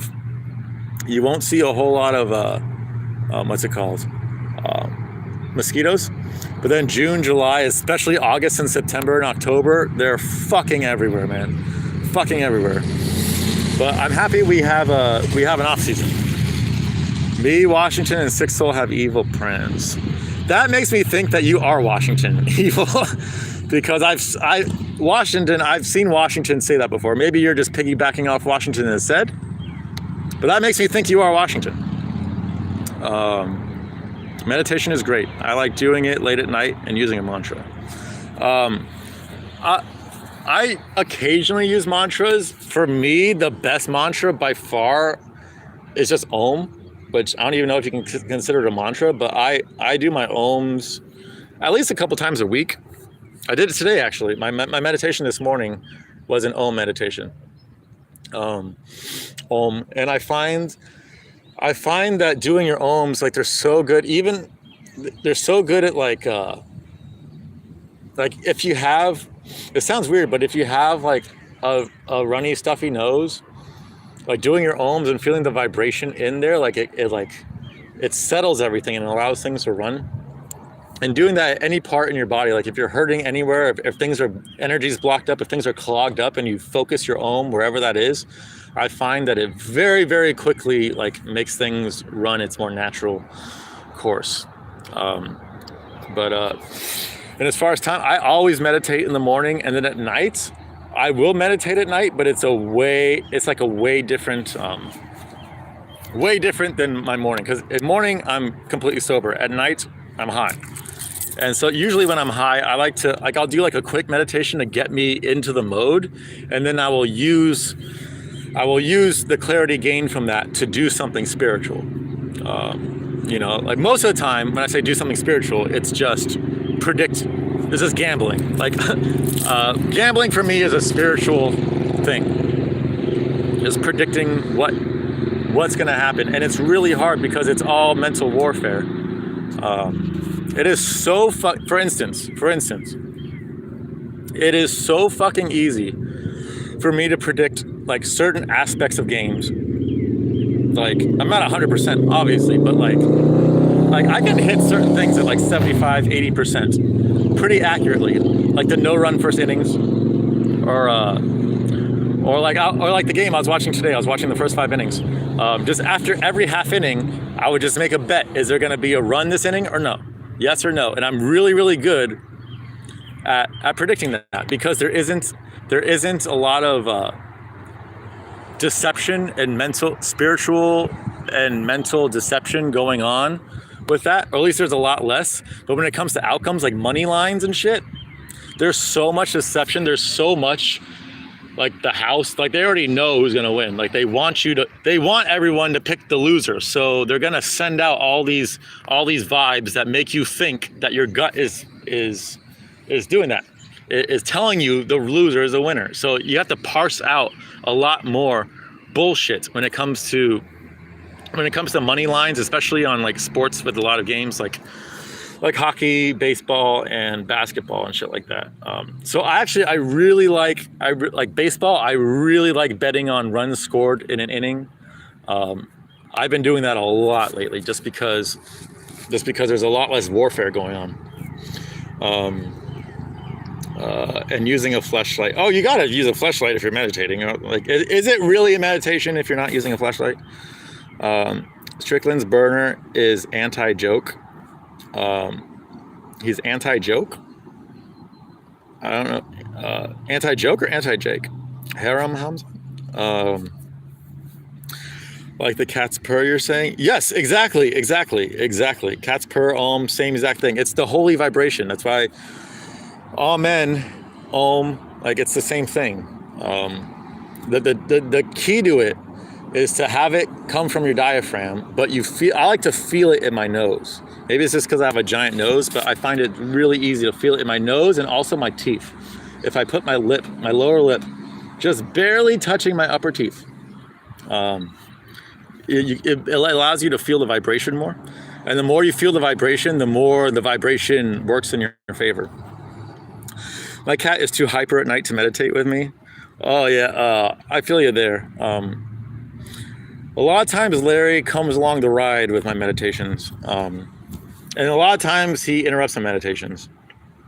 But if you can meditate with them, like a lot of times I find you can calm them down, but it will lower the quality of your meditation for sure, because you have your cat latched onto you. If you have anyone latched onto you during meditation, it's gonna be bad. Unless you're in a group of people and you are the lowest spiritually, like just the at the point you're resonating at the moment. If you're in like a group of 5 people and you're resonating the lowest and you're all meditating, you're gonna have a much better meditation than usual because you're with people resonating higher. But if you're in a group of 5 people and you're the highest and you're meditating with them, you're gonna have a much worse meditation because they're latching onto you. So like, that's just kind of how it all works. How's my lead hook? It's pretty good. I think my check hook is a lot better. I love catching people coming in just because of my it's a combination of my short reach and my long forearms. Like, it's hella disadvantageous for me to be firing off lead left hooks, like charging in. They're strong, they're really strong, but I noticed very, very quickly it's not a smart. I gotta lead with my jab. Like, if I'm using my left hand and I'm initiating, I have to lead with the jab. Like, I kind of have to, or maybe like a lead uppercut, like something weird like that. But a lead hook, I gotta close so much fucking distance for that shit to land that it's not an effective punch for me. However, when someone's crashing into me, I fucking love check hooking their motherfucking ass. I love it. It's my favorite punch by far. It's a check left hook.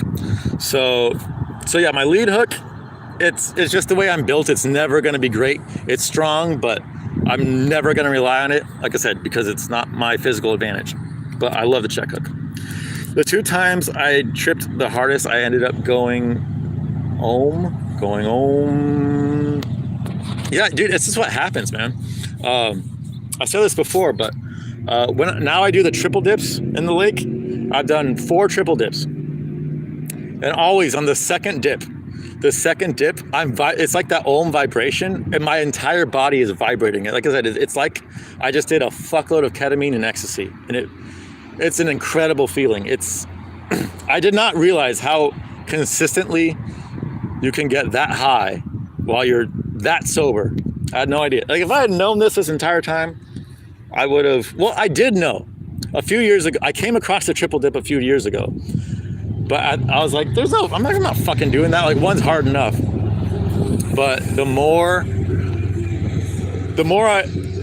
I have so many cold dips and cold plunges and cold showers under my belt. I have hundreds and hundreds and hundreds now. Probably, well, maybe not hundreds and hundreds and hundreds, but at least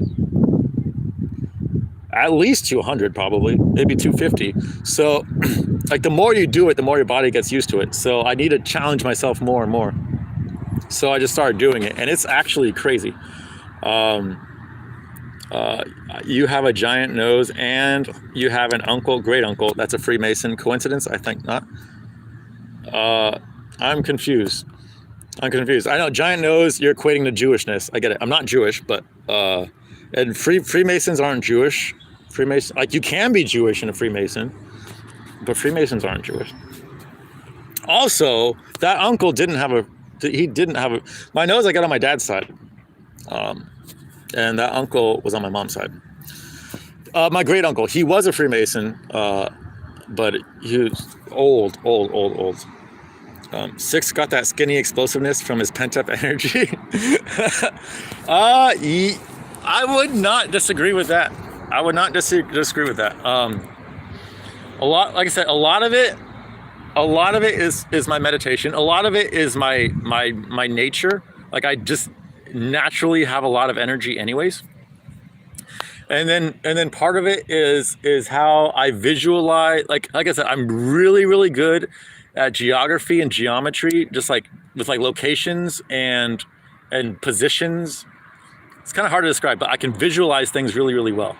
And when I'm throwing a punch, it's just so natural for me to visualize the transfer of motion from my feet to my hands. This is why I'm really good at throwing a baseball or throwing a football. I can generate way more power than people my size because I can visualize it. Also, my technique is good. And my explosiveness. Like, I have a whole bunch of synergy when it comes to throwing my fists, which is good, I guess, but it's also bad if I ever punch someone really soft-headed. That could end up being really bad for me. But it hasn't happened yet. Tank will beat Garcia like City beat Bayern, those amateurs. Bayern is full of monkeys and tomb dwellers. Nice. Do you think there were a lot of Jesus? Probably. How's your mind-muscle connection? It depends on... My mind-muscle connection is very good on my hands. My hand-eye coordination is incredible. My hand-foot coordination, not very good. It's not horrible, but it's not very good. I don't really train it, that's why. So, yeah, it depends on the muscle. Amistad equals friendship. Wait. Rapes on the... How fast can you throw a three-piece? Probably faster. Oh, I gotta talk about this. This is something I gotta talk about. I've not talked about yet. I can throw it faster than Jorge now. I guarantee you that. Holy shit. So I picked Jorge only based numerically, and I thought that I just thought that he would be determined. I thought that he would have enough fucking motivation that he would come into the fight at least in shape. Holy fucking shit. He looked so physically. He looked so fucking shitty in that fight. The second he walked out, I'm like, oh my God, dude. Like, his body, he's never been a body guy. Like, he's never been a big jack guy. He's not a huge jack guy. This is not the guy we're looking at. He's never been that guy. But not only physically did he look like he's been just drinking alcohol for the last year, but he was so fucking slow. And I don't know, like, that was by far the worst we've ever seen Jorge. Thank God he retired. If he stayed after that fight, holy shit. Oh, you think that was a rigged fight? But you think the Burns Masvidal fight was rigged? Both Burns and Masvidal. This is the first time looking at Burns where I looked at his physique and I was like, oh, he's over the hill. Same with Masvidal. I looked at his physique. Oh, he's over the hill. And I looked at their performances. Yeah, Burns won, but I think Burns is depending on who he faces next. I think Burns is a fade on the next one. Do you train boxing or just shadow boxing shit? So I used to spar about my fucking tooth. I can't spar anymore, but I go at least once a week, and I'll hit the bags and I'll hit the mitts. And I do work on technique and shit, But then I also shadowbox at home and I hit shit at home too. But up until like eight months ago or something like that, I was also sparring as well. And that was my favorite thing. I love just fighting. It's fun. It's really, really fun. But I haven't been able to do that for a very long time. You seen that old skinny balding guy ripping a heavy bag? I don't know who you're referring to. You got Holloway versus Allen. Holloway all day. Holloway all day. Yeah, Holloway via third round. At the end of the third round, Allen's corner is going to throw in the towel because both his hands. He's going to break one hand in the first round. He's going to break one hand in the second round. He's going to try to power through the third round, and it's just not going to work. So Holloway by TKO. That's what I got. What's up, Cheddarhead? How's it going, buddy? But yeah, Max by TKO plus 240 right now. I think those odds are way inflated. I think I legit would bet that at probably like plus 130, plus 150. Not lower than 130, but plus 240 for that shit. Allen's biggest weakness is Max's biggest strength, durability, you know? Like, I just think it doesn't matter that Allen is the more skilled fighter. It doesn't matter that I like Allen more and want him to win more. I just think this is the worst possible matchup for Arnold Allen. Arnold Allen would have a much better chance at beating Volk, I think, than he has at beating Holloway. And he will win the first round versus Holloway, for sure. I have no doubt in my mind he will win the first round. But it's going to go down real quickly. Is this clip channel Civil War neutral territory? Wait, what? Who do you think Pereira will face at 205? I don't even know if he is going to. I know there's all those rumors saying he's going to go to 205 until he has a fight lined up at 205. I know he said that, Ilya, but until he actually has I know, Ilya, I know, but it doesn't matter. It doesn't matter. Because if the UFC offers him Izzy, I just have it, like, why would he not take that fight? Why would he not take it? He would. He would take a title fight over a random 205 fight. So I don't think, well, here's, as far as Izzy and the middleweight belt goes, if he fights Alex the third time, he's going to get knocked out.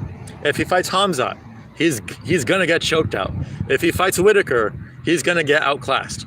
I have no, like, I don't see who Izzy can face and keep the belt, especially after the shit. Like he knows. I got that feeling from him. He knew that this was his moment. Like this was, he doubled down, and that's why he milked it for all it's worth. But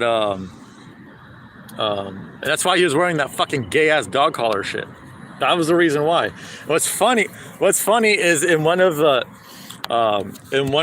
discords that I'm in a Gematria Discord, the day before the fight, he posted a picture of Izzy, because I just talked about how in favor of Pereira I was for this fight, and he posted a picture of Izzy with the fucking dog collar and wearing a dress and shit. And he's like, he said something like, "Niggas wearing a dog collar and dress. Like, I'd watch out." And I replied, I was like, "Izzy's just gay. He always does shit like that. Nothing to see here."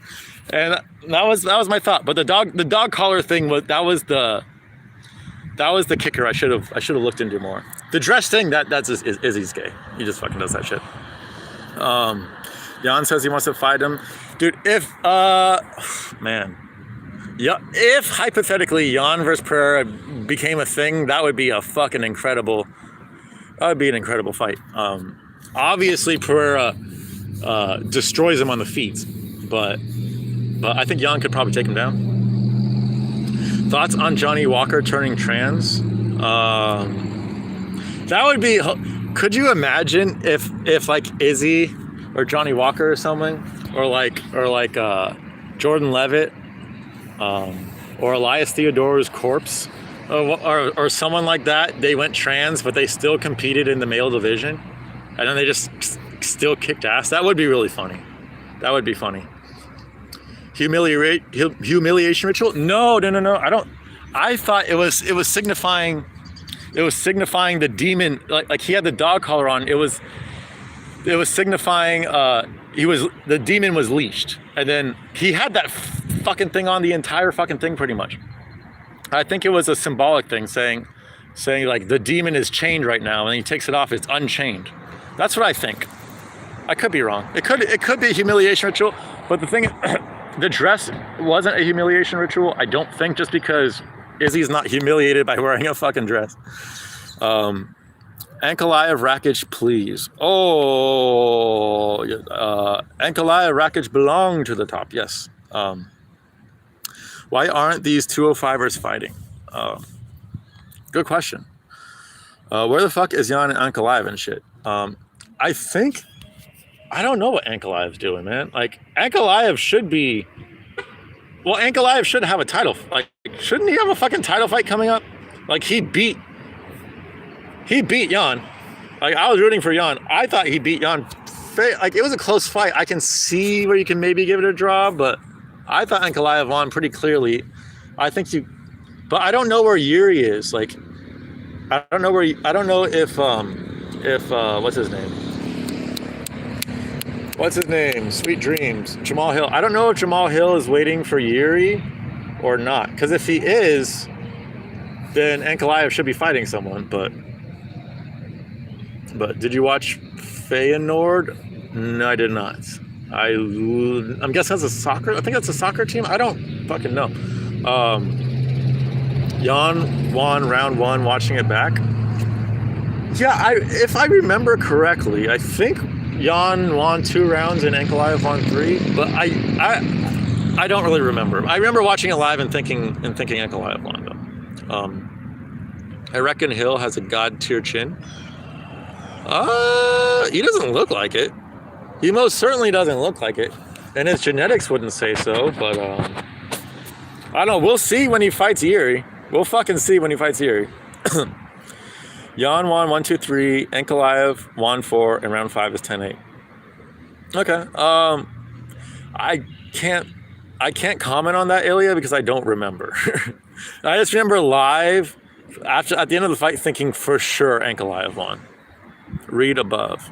Jan and Rakic look so shit in their fight, man. Light heavyweight is terrible. Is that what you want me to?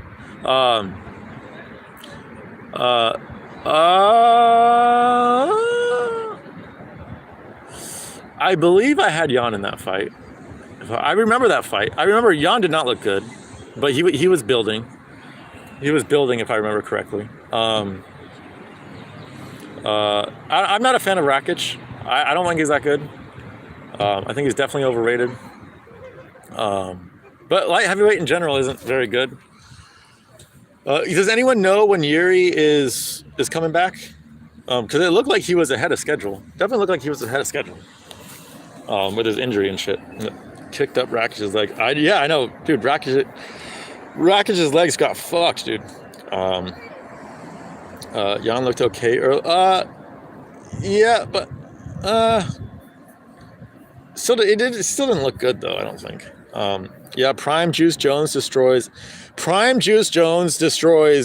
every heavyweight of all time. I'm pretty sure, and he destroys every light heavyweight of all time. I don't think there's a fighter in either division that would give Jones.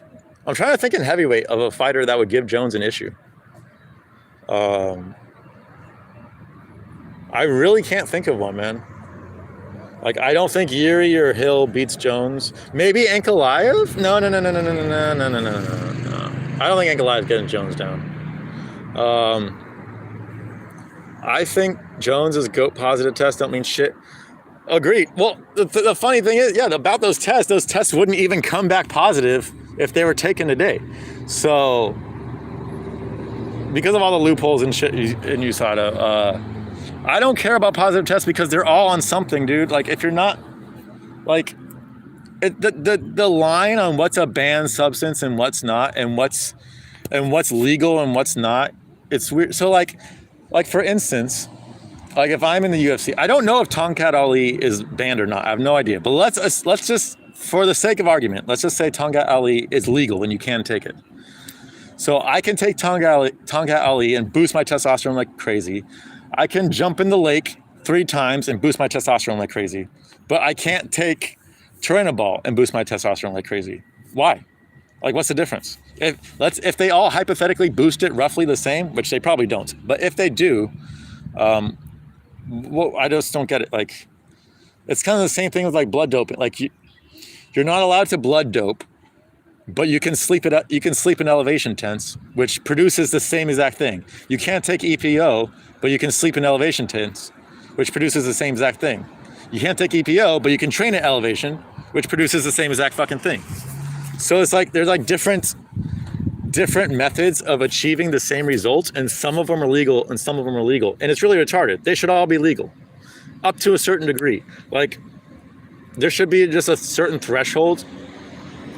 That's kind of arbitrary though, because everyone's different. So there really can't be a threat. I don't know. There really is no way you can rule over something like that. Because I was thinking like there should be no testosterone level under a certain nanoliter per deciliter, whatever it's called. There shouldn't be, but people are different, and what would be really, really high for someone might not be that high for someone else. So you can't have a standard across the board type thing. This is why everything should be legal. Everything should be legal.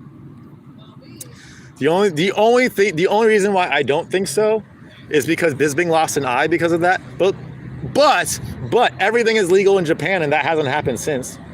That hasn't happened in one, and that happened because Vitor was on roids and Bisping wasn't on roids. Maybe if Bisping was on roids, maybe he reacts in time. Maybe he gets a hand up. Maybe, like, who knows? Maybe he somehow keeps his eye. I probably wouldn't, but who knows? So I think I don't believe taking a substance to make you stronger or make you recover better is cheating. I don't think that's cheating, because they all take substances, whether they're banned or not banned. They all take substances to help them recover and help them gain strength. Oh, there they are again. Oh my God. That really is my favorite color combination. Okay, my phone is dying soon. Aspinall would probably get his soy knees destroyed. I don't know, man. Jones would definitely go for it.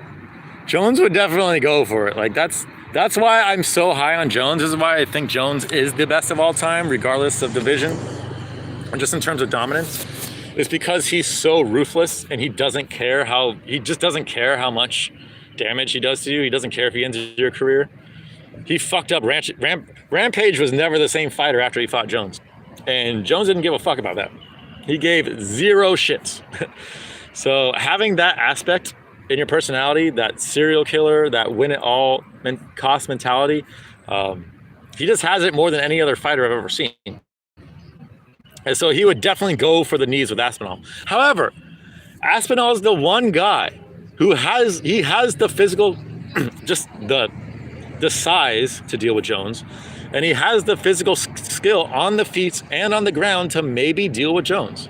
Aspinall is literally the only heavyweight I don't want to say has a chance, because it's heavyweight, so lots of heavyweights have a chance. Like Pavlovich has a chance, and Ngannou has a chance.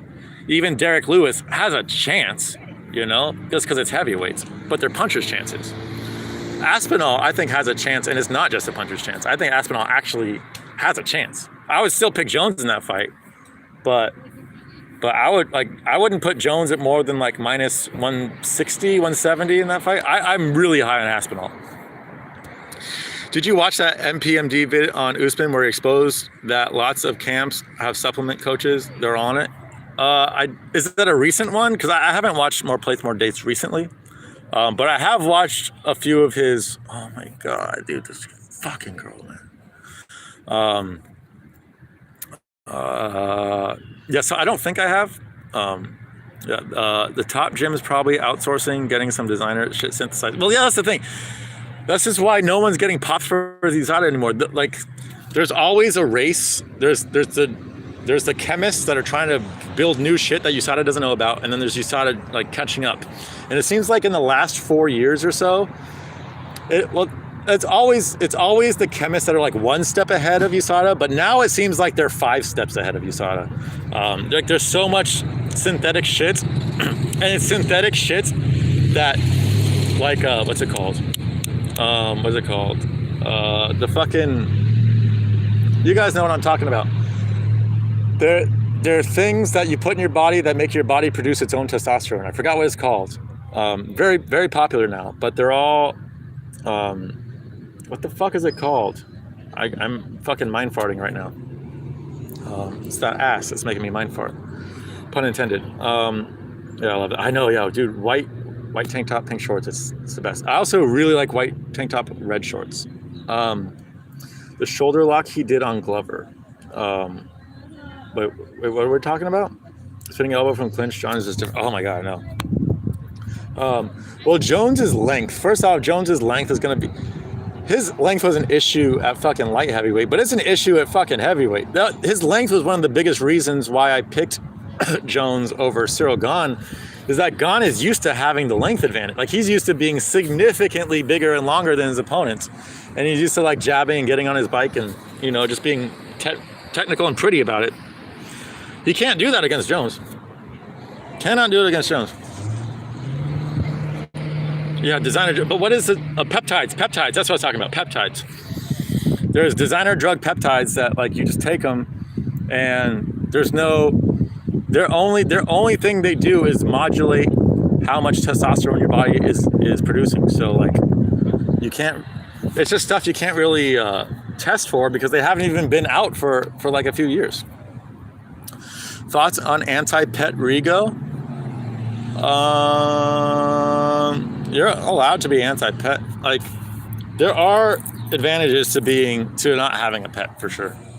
But there are disadvantages as well. And I think it depends on the type of person you are. Like, pets aren't for everyone. If you're not able to take care of something, you shouldn't have a pet or a kid. Or if you don't have a desire to take care of something, then you shouldn't. So I don't, like, if he's anti-pet, that's fine. Like, pets aren't for everyone. And then there's a lot of parents and there's a lot of pet owners that shouldn't be parents and pet owners. So as long as he's aware of that. Now, a while ago, like, coaches from Black Zillions who are now in various top gyms. Oh, gotcha. Well, yeah, if you're a top gym, you would have to have a coach only, like, that their only thing is to be on the bleeding edge of the best supplements to take, you know? Or else, how else are you going to be a top gym? Like, look at the level of talent at, what are they called? They change their name every fucking year. It was Black Zillions, it was Sanford, now it's something else. I forgot what it's called now.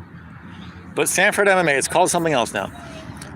If you look at the overall talent of the gym, think about where they'd be without the PEDs. Like, they would not be considered a top gym at all. These are not wholesome kebabis that I did like. Dude, I can't do, that's a musical's forte. Like, my autism doesn't manifest itself like that. Like, I'll read it and try to do it like his voice, but that's a musical thing. That's his forte. Is Dricus African? Dricus is the most African fighter on the roster. Hands down. Way more than, I was trying to think of actual African fighters like David Onama. I think he's an actual African fighter. But even still, no, Dricus fights for the respect of true Africans all around the world. However, please don't feed him to Izzy. That'd be crazy. That'd be fucking crazy if they somehow gave that fight to Izzy, and like that. That'd be stupid, because Izzy would work Dricus. I really like Dricus, but he has no gas tank. Washington doesn't have a cat, so I can't be him. Well, how do I know that? Kill Cliff. I don't know what that means, Ilya. Ali probably got his own lab. Yeah, he's got his own lab, like, in one of the bumps on his forehead. Like, he literally has an entire designer lab stationed in one of the bumps on his forehead. They're that big. But yeah, anyone Ali is managing, they're on the sauce too. People never mention Justin Gaethje on the sauce. Justin Gaethje, look at his physique. He's totally on the fucking sauce, man. Like you could tell when he before he doesn't have a good physique. That's just his genetics. But if you look at his physique before the UFC, and then you look at his physique like all the way up until recently, like there was a drastic difference between before UFC and UFC Gaethje. Like he was a little bit deflated, and then his most recent fight, he was all pumped up again. Like he's definitely on the sauce, 100%. Unless he just recently discovered fucking triple leg jumps as well, but I doubt that. I could be Mr. Pibb because he supposedly has cats, but I'm not. Okay. Well, I could see that. You could be Mr. Pibb. UTF, I think you're either Mr. Pibb or you're Washington. You're one or the other, I think.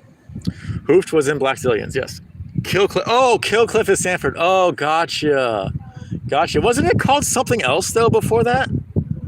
Like, it was called Black Zillions in Sanford, then something else, and then Killcliff? I could be wrong, but I feel like they change their name, like, every fucking year. Musical hates me. Check the last vid on my channel for context. Are you serious?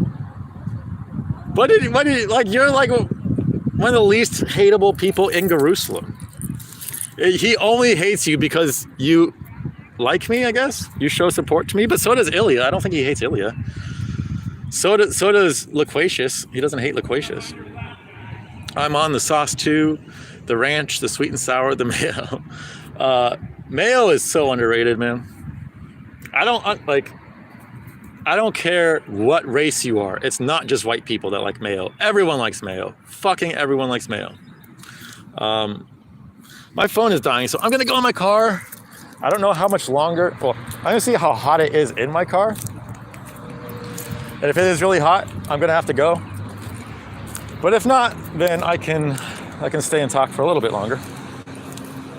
Actually, before I go, I gotta pee real fucking bad. So you guys are gonna see me go pee-pee.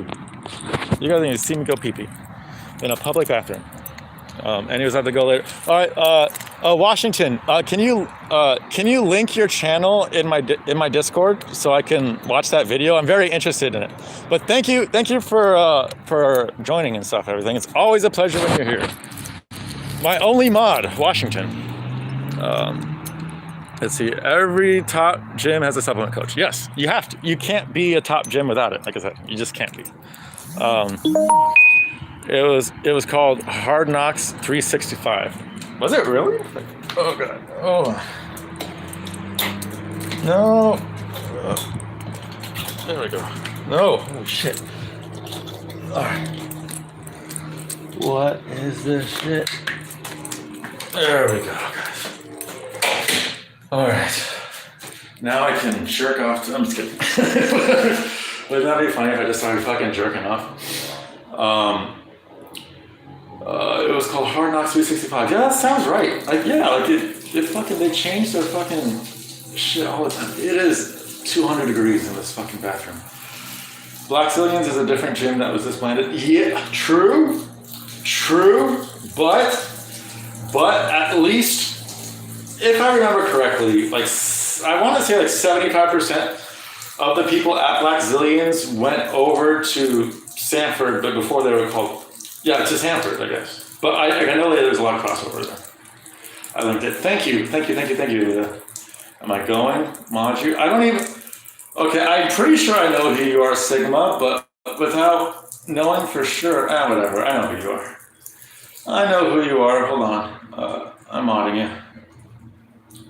Okay, you should be modded now, Sigma. I'm still peeing.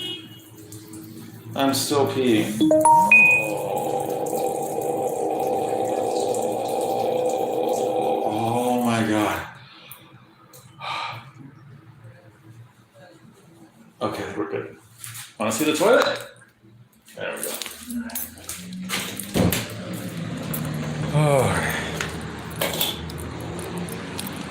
Oh, that was good. I was holding that pee in for like...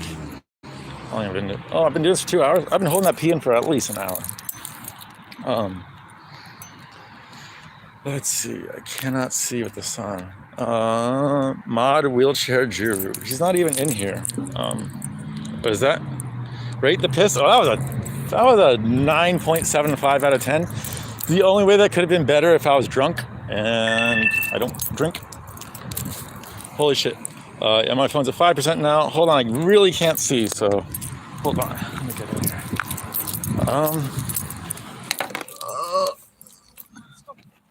I can't see shit. God damn it. I can't see shit, guys. I'm sorry. I'm trying to change my lighting. There we go. There we go. Fucking finally. Holy shit.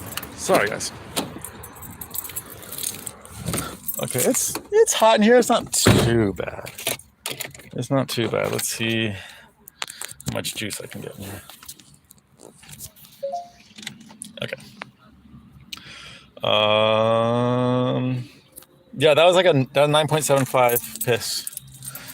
So it's been what's the date today? It's been 6.5 months. My forehead vein resembles the Appalachians. Right here. Oh my God. Yes.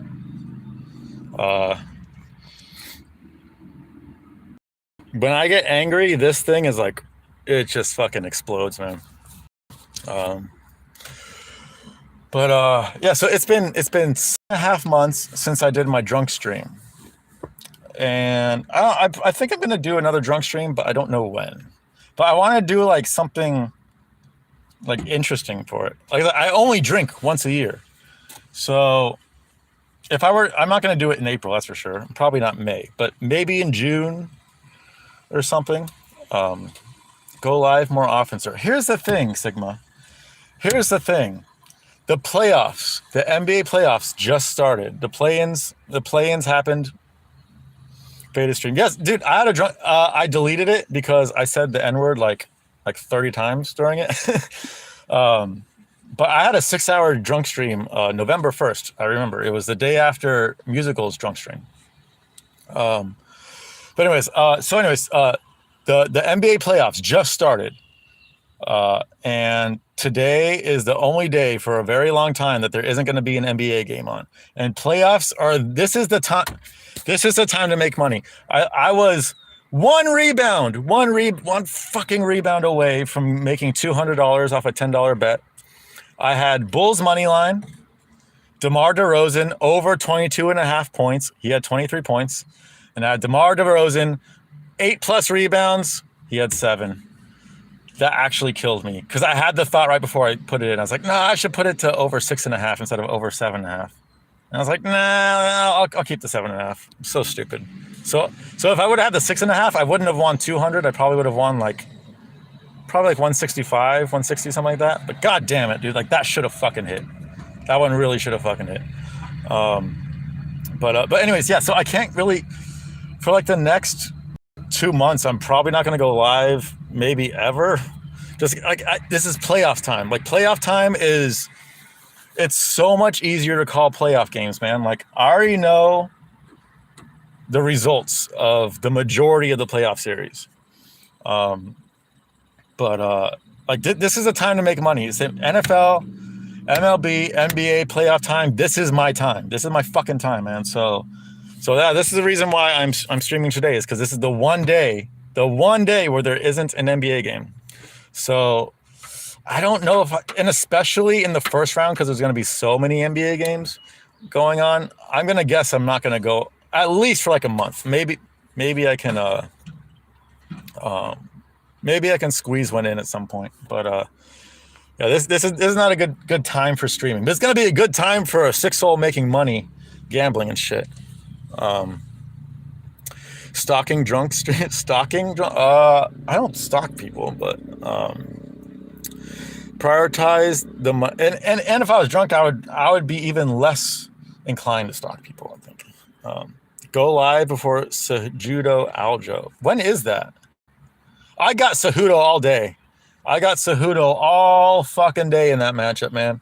All day.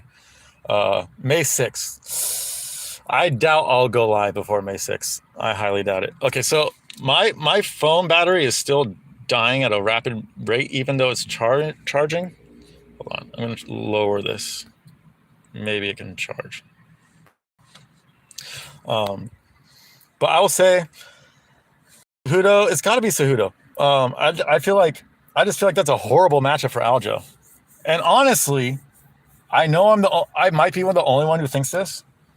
I don't even want to see Cejudo Aljo that much because I don't think it's that good of a matchup. I think Cejudo wins that matchup pretty regularly. It's all about the Dabbingtons, dude. I've been a Dapper Dabbington fucking these past 2 weeks since I don't know if you saw it, UTF, but I have over an ounce of dabs at home. I probably smoked like a gram of it now, so I have 32 grams of dabs at home. So I've been smoking a little bit more than usual lately. What was I saying? Oh yeah, so Cejudo Aljo. What I want to see is Cejudo versus Volkanovski. A lot of people think Cejudo will have no chance in that fight. I disagree, man. I'm not saying Cejudo would beat Volkanovski. I think Volkanovski clearly is the best fighter in the world right now. I think it's very, very obvious. But Volkanovski has never, and I mean never, sorry about that, I accidentally pressed something. Volk has never been the bigger fighter in a fight. Like Volk being the smaller guy. Like how would Volk fare when he's not the faster guy, when he's not the shorter guy, when he doesn't have the lower center of gravity? I'm not saying he can't do it. I would definitely favor Volk in that matchup, but Cejudo's got a fucking chance in that matchup, man, for sure. I think Volk subbing him. You think Volk TKOs Yair would ground him? I think I like to. Man, I would. First off, I wouldn't count out Yair. I think Yair is one of the few featherweights that has a chance against Volk. That being said, I'm definitely picking Volk. But I'd have to look into it more. So I'm not gonna say definitely just yet. But I think I could definitely see some ground and pound. I could see him. What's up? Good question. Good question, Sigma. After this camp for Islam, he's reached a new level. Do dabs smell like weed? It depends on the dab, but yeah. Or you're talking about, do my dabs smell like weed? Yeah. So I have an ounce of, it's like raspberry sherbet. It tastes like weed a little bit, but it more tastes like like raspberry lemon sherbet hookah with like weed in it, and it's really fucking good. And then I have other dabs that pretty much just smell and taste like weed, but not exactly. Training specifics, Volk is the final evolution. Dude, Volk is like the perfect fighter almost. If Volk had more power in his hands, he'd be the perfect fighter. Like after his victory, I don't care what the fuck the judges say. After his victory over Islam, he's the best. He's by far the best. I wanted to see Volk versus Oliveira though. That was the fight I wanted to see. I think Volk versus Oliveira would be a fucking banger of a fight, and I think Oliveira wins that fight. I think Oliveira sits him down and chokes him out. But I could definitely see Volk winning. Like that was the matchup I really, really, really wanted to see. I thought they were like the two best fighters. Islam's really, really, really fucking good, but I have a hard time putting him in the best fighter group because he's not oh my god, another ass. He's not one-dimensional, obviously. He's really not one-dimensional. However, his striking isn't nearly on par with his grappling. His striking is still a weakness compared to his grappling. So it's like comparing him to someone like Olives or Volk.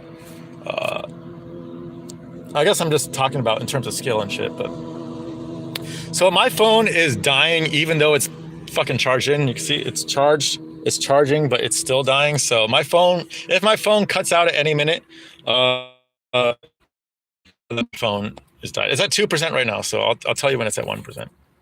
But yeah, I'll say goodbye now because yeah, this This shit's gonna be over soon. I only use carts inside. Carts. I don't use carts. I have a rig at home. I don't like pens. I find that you get so much better hits by using a rig, by using a big rig. Actually, my rig is tiny. I have a pretty big rig, and then I have a tiny rig, and I only ever use my tiny rig because the tiny one hits 10 times harder. And I'm not the only one who thinks this. I've heard other people say that the smaller the rig, the better it is when it comes to vaping.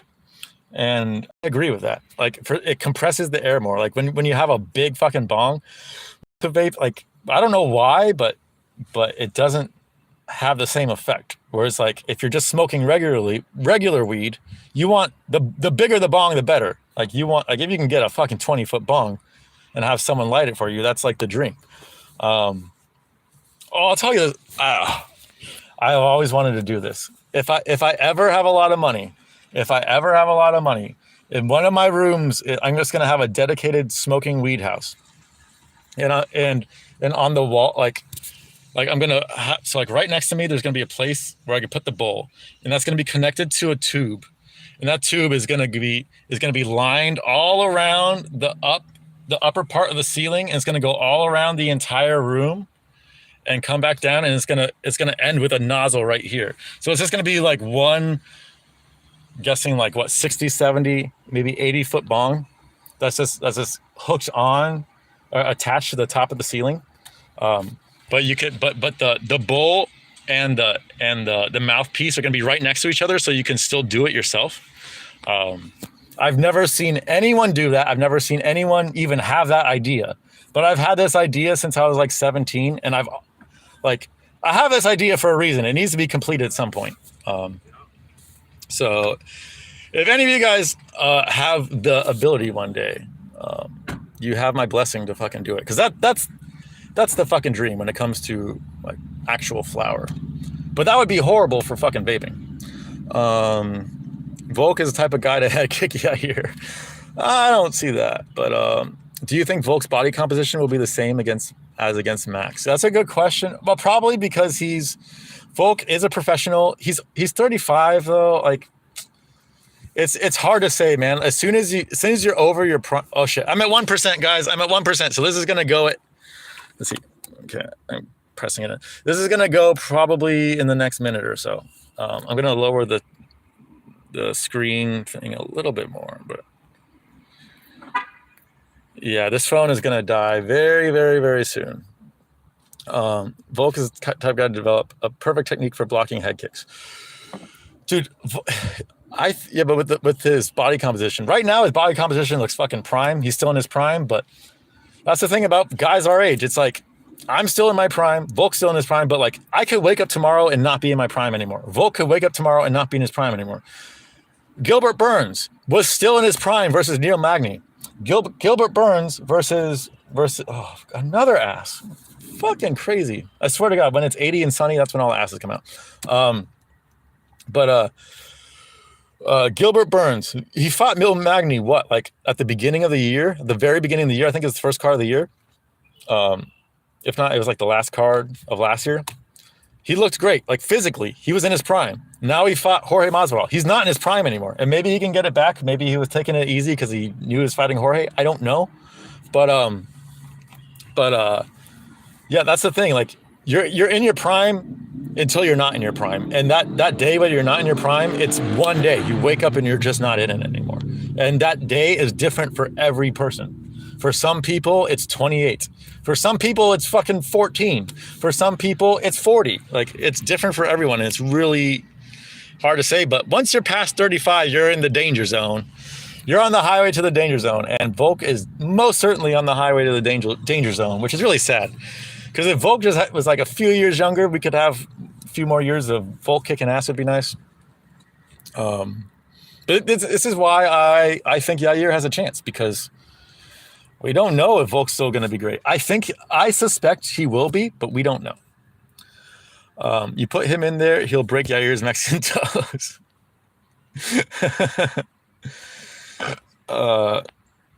When it comes to flower, the bigger bongs with perks are the best, but dabbing is the opposite. Exactly. Exactly. Moreno Pantoja. Oh my God. I think Pantoja can do it, dude. I think the thing is the UFC want Moreno as champion, and so that's something you can never underestimate. But just stylistically, man, don't you think Pantoja fucking lights him up on the feet? I think he does. I think he does. Can Moreno take him down? Like, maybe.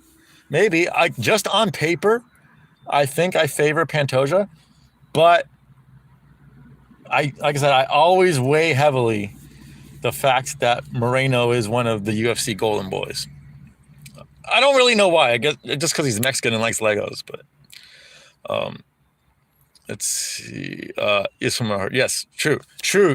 Yes, you just heard that from me, UTF. Yair will end Volk for all us TKD belts. Taekwondo belts? See ya later, Lord Guru. Later, man. He should have stayed at lightweight, beat a contender, and get a rematch against Islam. Well, you think he should have dropped his belt? I actually agree, Sigma, because he's got nothing to prove at featherweight anymore. And let's say he gets another 3 more. That's pushing it. He's 35. Let's say he gets another 2 more title defenses, and then he loses his belts. The fact that he lost his belts is gonna go against his legacy. Even the legacy is fucking stupid. It's gonna go against his legacy. Whereas if he just drops the belt, John Jones style, and moves up, that would be better for him in the long run. And he's got a lot of favorable matchups at lightweight. I agree, man. Like, I think you're right. I think he should have stayed at lightweight so he could just bulked up a little bit and stayed there. And I agree. First off, the rematch should have been an insta rematch. I don't like that fight was way too fucking close to not give Volk the insta rematch. I know it hangs the division, but who cares? Have Yair fight someone. Just have Yair fight someone for the interim title. And that's like the title fight for the 145. So it really wouldn't hold up the division at all. And in the meantime, you have the rightful 155 champ in Volk getting his rightful rematch. So, yeah, I agree, man. I agree. He should have stayed at 155. UFC love it. Well, they do. Well, they are a fighting culture. And I think, and honestly, Mexicans always, like, one thing about Mexicans, they always fucking bring it. You can't say, well, I'm trying to think of a Mexican who doesn't bring it. Like, it's rarely do you see Mexicans that don't fucking bring it every single fucking time. So growing the UFC in a place like Mexico is a great thing for the sport long term, because you're going to attract fighters that are going to actually fight and put on a show. So I don't really have an issue with it, because it's good for the sport. But it is kind of annoying that it's Moreno. You know, like if it was a fighter I liked more, then I really wouldn't have an issue with it. It's just Moreno annoys me as a person. He's just there's nothing fucking to him at all other than fucking Legos and shit. Like, I don't know. I've tried watching his interviews. I've watched him on Theo Von. I could not even I love Theo Von, and I could not sit through that interview because he was just not interesting. Oh, speaking of Theo Von, that was cool. When Kelvin Gastelum beat Chris Curtis. That was cool. Theo went fucking nuts. I didn't know those two were friends. I had no idea. But Gastelum, another Mexican who always fucking brings it. I was so fucking happy. I was so happy. That's what I want to talk about too. Kelvin Gastelum. Oh my God. Kelvin, when he's on, he's one of my favorite fighters, period. Top 5 for sure. Because he fucking brings it. And he's a horribly flawed fighter. Even when he's on his game, he's still incredibly flawed in the sense that if you tag him really hard, he's going to want to get it back. But that's why I love him so much, is because you can just count on him you can count on this version of him to put on bangers. And when he came to that post-fight speech, I didn't cry, but a tear did well up in my eye a little bit. Because he is one of my, it was just so good to see one of my favorites finally back after 5 years? It's been 5 years, I think, since his fight with Izzy, which was the last time he looked good in a fight. So God, yeah, that one felt good. I could not believe the amount of people that were on Chris Curtis. I was telling everyone, don't fucking bet this fight, man. Don't fucking bet this fight because Gastelum smokes Curtis if this is a good Gastelum. But if it's a bad Gastelum, then Curtis wins. Like, so you're just betting on which Gastelum shows up, and that's just a 50-50. He should have vacated and fought for a rematch. I wonder if he could have finagled that. He said, "Hey, Dana, I will give up my belt. Give me the fucking rematch." That would be fucking, yeah. That if he could have done that, that would be cool. It's not like there's a clear number one contender at lightweight, anyways. You know, I guess Benny. Benny would be the one.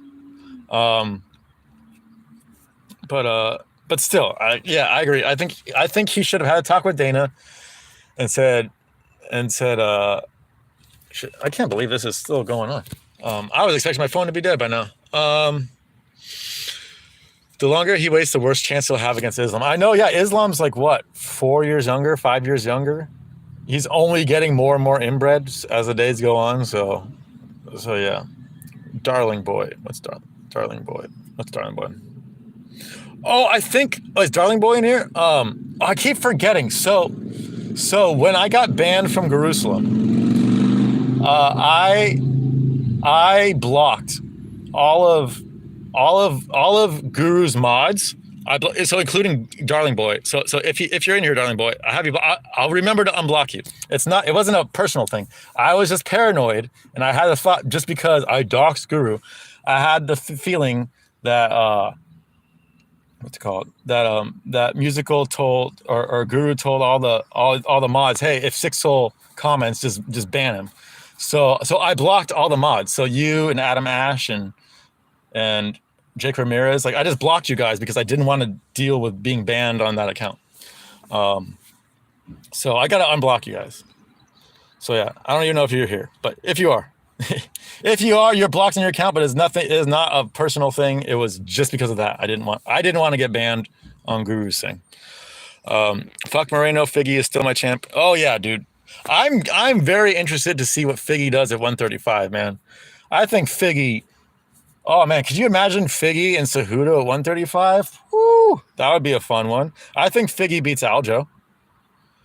And I think Figgy beats a lot of people at 135. I think Figgy is probably a lot better at 135. Yeah, he's not going to have the size advantage, but he's not going to be all fucking drawn out anymore. And he can put on a little bit of weight. And I don't know. I think he's going to be better at 135. I could definitely see him still being a champ. I know he's 35. At 125, now 135. That's not great. But he's so fucking skilled. It's tough to say. As long as... No! Fuck! God damn it! Fuck you! Oh my God. God damn it.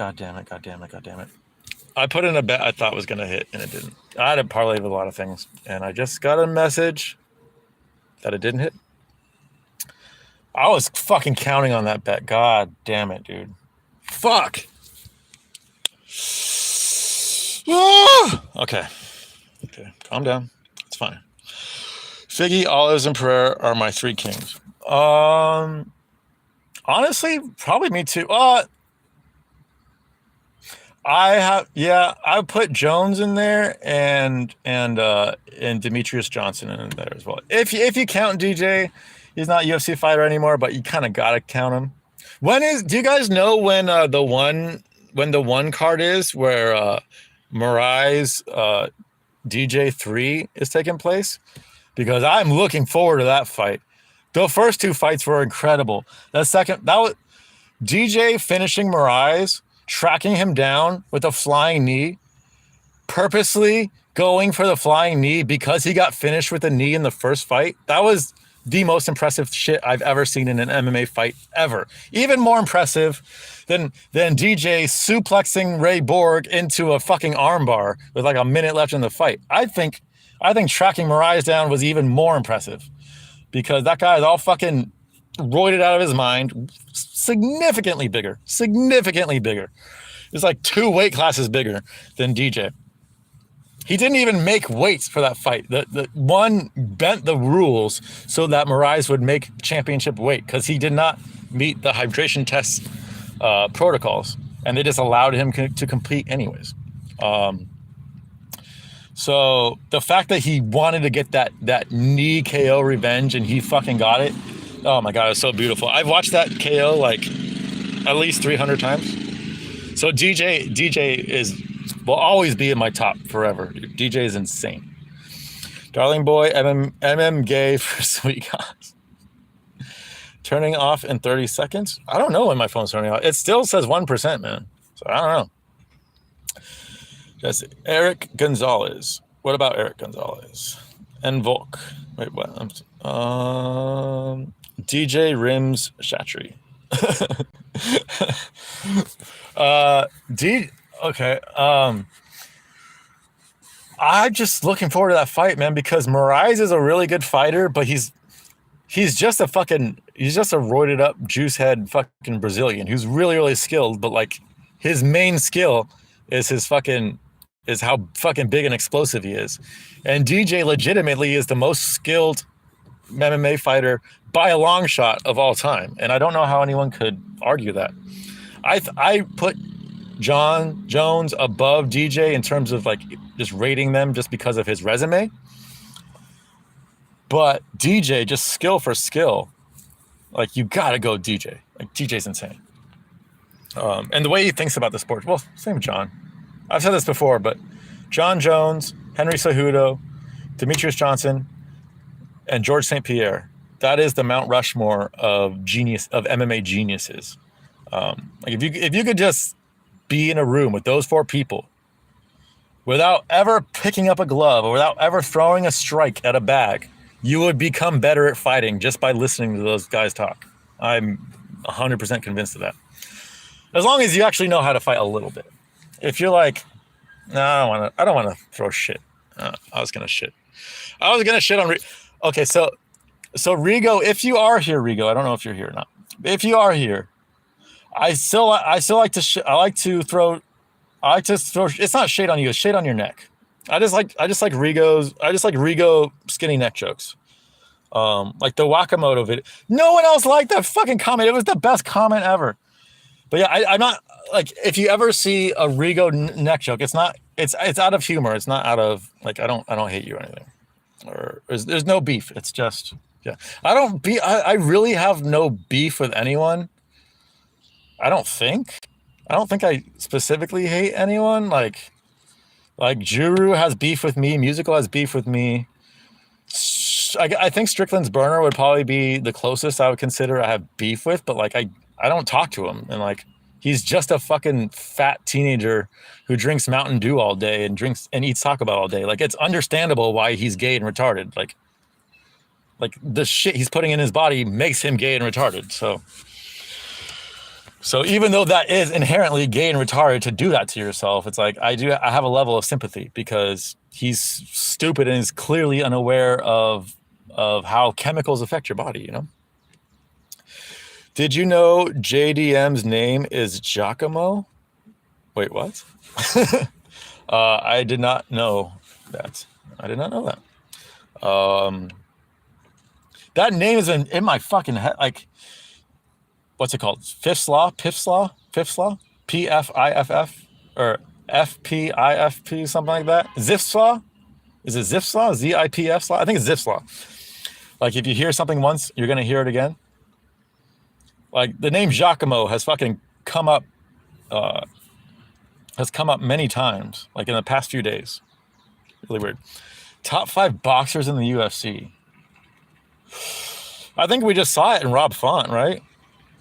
Like Rob Font, Peter Yan, Dustin Poirier.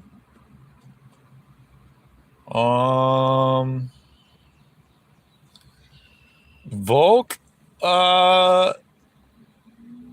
Yeah, I don't really think about Volk because Volk doesn't move around like a boxer, so I don't really consider him a boxer. But like, he does pretty much just use his hands, and so he has it's just not traditional boxing style. So I don't think of Volk traditionally, but yes, I would say Volk. He's got really fucking good hands, man. Like underrated good hands. I still think Yanez is good, man. And actually, Shit. Hold up. This is what my fucking tooth looks like without the fucking shit. Yanez. Yanez is still a good, like, Font worked him, owned him. And I had Yanez in a bunch of parlays. All those parlays were busted by the time I got to the Font Yanez fight. And right before the fight, I did put a single bet on Font because I saw some good gematria saying that he would get the knockout.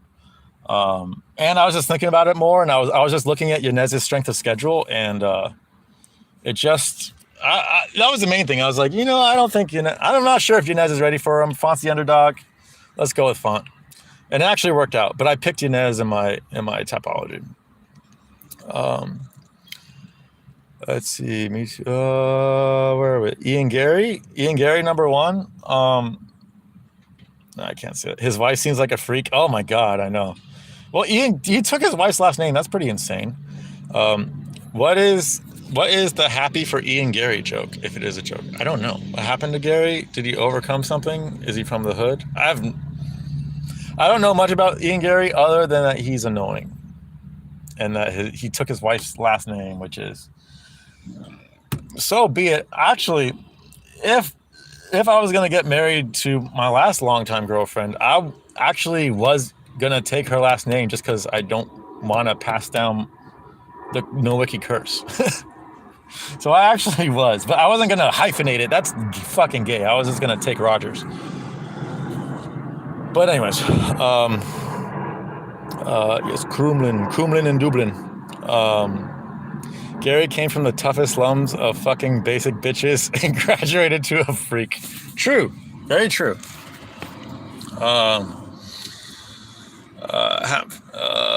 I think he took her ex-husband's last name, not just her last. Wait, she has an ex-husband? Oh, yeah, she is old. He's like 21 or 22, and she's like older than me, I think, right? Does Larry have the Nowicki curse? Good question, because it is his last name. He seems to be pretty well adjusted. I don't think he does, but maybe he does. Maybe he does. Hard to say. But I don't want to. If I ever have kids, I don't. My dad was always. He always wanted me to have kids. God damn, it keeps fucking out. He wants me. He wanted me to have kids so I could pass on the last name, but I always felt like, dude, I don't want to do that to someone. I don't want to fucking do that. Tune into Money Stream, please. He went on a date with a witch. He's scared. Okay. Paranoid she will curse him. That's a thing. That's a fucking thing. That could happen. You should not go out with witches. You definitely should not go out with witches. Toasty, what's up, buddy? I got 1% on my phone, so it's lasted a very long time on 1% because it's charging in my phone on my car right now, but it's gonna die at some point. But good to see you, man. I hope you're well. Dude, I think there are a lot of witches in the Northeast, if I'm not mistaken, right? Jew Shiesty. That's interesting. Yeah, I do want to see that. But yeah, I don't really have a whole lot of time to like go into other people's streams and shit. Got off late. Glad to see you live. Yes. LaQuacia's asked me to go live after the Izzy loss. He said I haven't even really ranted on Izzy, but yeah, fuck Izzy, dude. Fuck Izzy. She's Cuban. There's a lot of juju in the Caribbean. True. Look at fucking Yoel Romero, dude. Yoel Romero is juju personified. Like he's juju in a human body. Originated from the slave trade. Very true. She went off on him during the date for joking about getting dreadlocks. Are you serious? Oh my God, E-Money. Well, my thoughts and prayers are with E-Money. If, depending on the scale of the witch, there may or may not be something I can do. If she puts a curse on him, there may or may not be something I can do for E-Money to counteract that. It depends on how strong she is and how into it she is. You know, if she's a low-level witch, I could fucking eliminate that shit. I'm very confident I could eliminate that shit. If she's like high up and like demon worshiping and like really knows her shit, like there's probably nothing I can do. The West African slaves brought their magic, their black magic, to the New World. I know we should not. Like, that's the reason why slavery was wrong. And it's not because it's inherently wrong. It's because they fucking brought their magic over. Oh my God, I totally said that too loud. She had tattoos, but she says she's not into that stuff anymore. Then why did she said she had a Baphomet tattoo? That's not great. But I'm guessing you met her on Tinder, dude. If I ever like was on a date with a girl and I see like a fucking anarchy sign or a fucking Baphomet tattoo or anything, and like I am sprinting the fuck away, dude. Sprinting. That is like, you don't fuck, like, there's a reason why people fuck for that shit, because it's very powerful and you can get what you want, but it's always at a price and it's never worth it. And Izzy is gonna have the worst fucking life from here on out. I promise you that. Like, Izzy, like, I think from here on out, Izzy's always gonna be fucking just irritable and pissy and just an overall shitty human being, especially with dealing with the media. Because he doubled down for a petty reason, for the pettiest of reasons. So yeah, dude, I used to feel sorry for Izzy. Now I don't. A part of me still kind of does, like, because he's gonna have the worst life. Like, the rest of his life is gonna be guaranteed fucking shit. He might be in the spotlight. He might have a few. He might have one more title offense. I don't think so, but he might. But man, dude, his life is gonna be fucking brutal, and you're gonna see it. You're gonna see it in the way he acts with people. It's very accurate. Voodoo, aka Ifa, comes from Nigeria, Togo, Benin area, and West Africa. And during the slave trade, it was brought over to a lot of places like Haiti. Yes, it most certainly was. Thoughts on Nephilim, the giants? Is this in reference to Kevin Durant? Because there was like a whole thing where Kevin Durant, he tweeted out just that. He tweeted out just one word, just Nephilim, and that's it. And it was like right before he got traded, and people were all like speculating what it meant and shit. Yeah, are you referring to Kevin Durant? Oh, so before I will give you my insights as to the series winners. Denver versus the winner of who is it? It's Minnesota and OKC. I think Minnesota's going to get it. I'm not sure though. Like, I'm actually pretty 50-50 on it. So don't quote me on that. But I think Denver, whoever wins, Denver's going to win.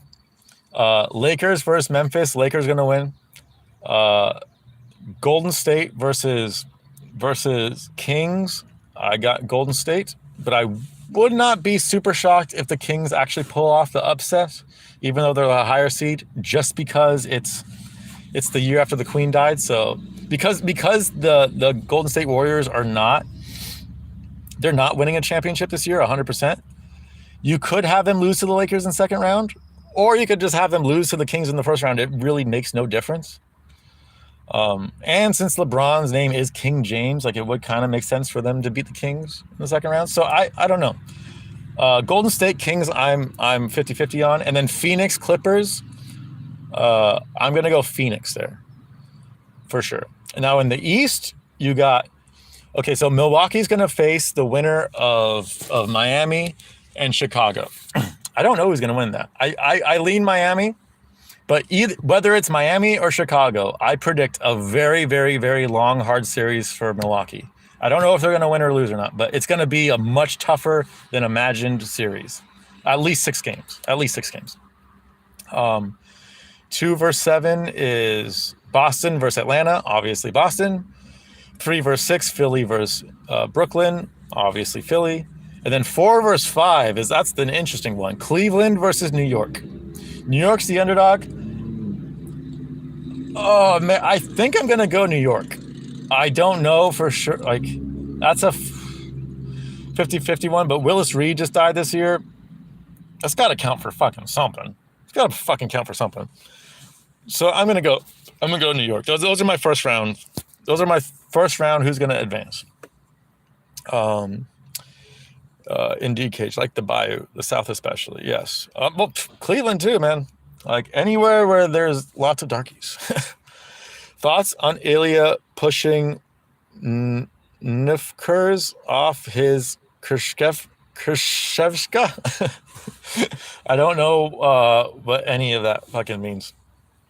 But my thoughts on it, he should do it again and even harder and off a ledge. How is this phone still going? Like I'm running out of shit to say, but my phone's at 1%. All right, I'm gonna. Oh no, I don't want to do it. All right, give me a question before I gotta go, guys. Someone say something. What have I not talked about? Talked about basketball. Talked about baseball. Talked about astrology, gematria, Arnold Allen. Billy Q versus Barboza. Oh my fucking god, man. Prayers for Barboza. Yeah, I'm gonna go Barboza there, but I wouldn't be surprised if Billy Q won. I think that's the matchup, right? Billy Q versus Barboza. Talk about thoughts on gay ass Ja Morant. Oh, so all the Ja stuff. I feel like it was just a giant humiliation ritual. There's a shitload of connections, a massive amount of connections between Ja Morant and Allen Iverson, and I feel like this is like them setting up Ja to be the next Allen Iverson, even though he's kind of hard to compare them like play style because he's so much bigger than Allen. And like, I don't know, as a person, like he's just like a wannabe gangster, but he's a great player. He's a fucking great player. I think Ja will have an incredible series versus the Lakers.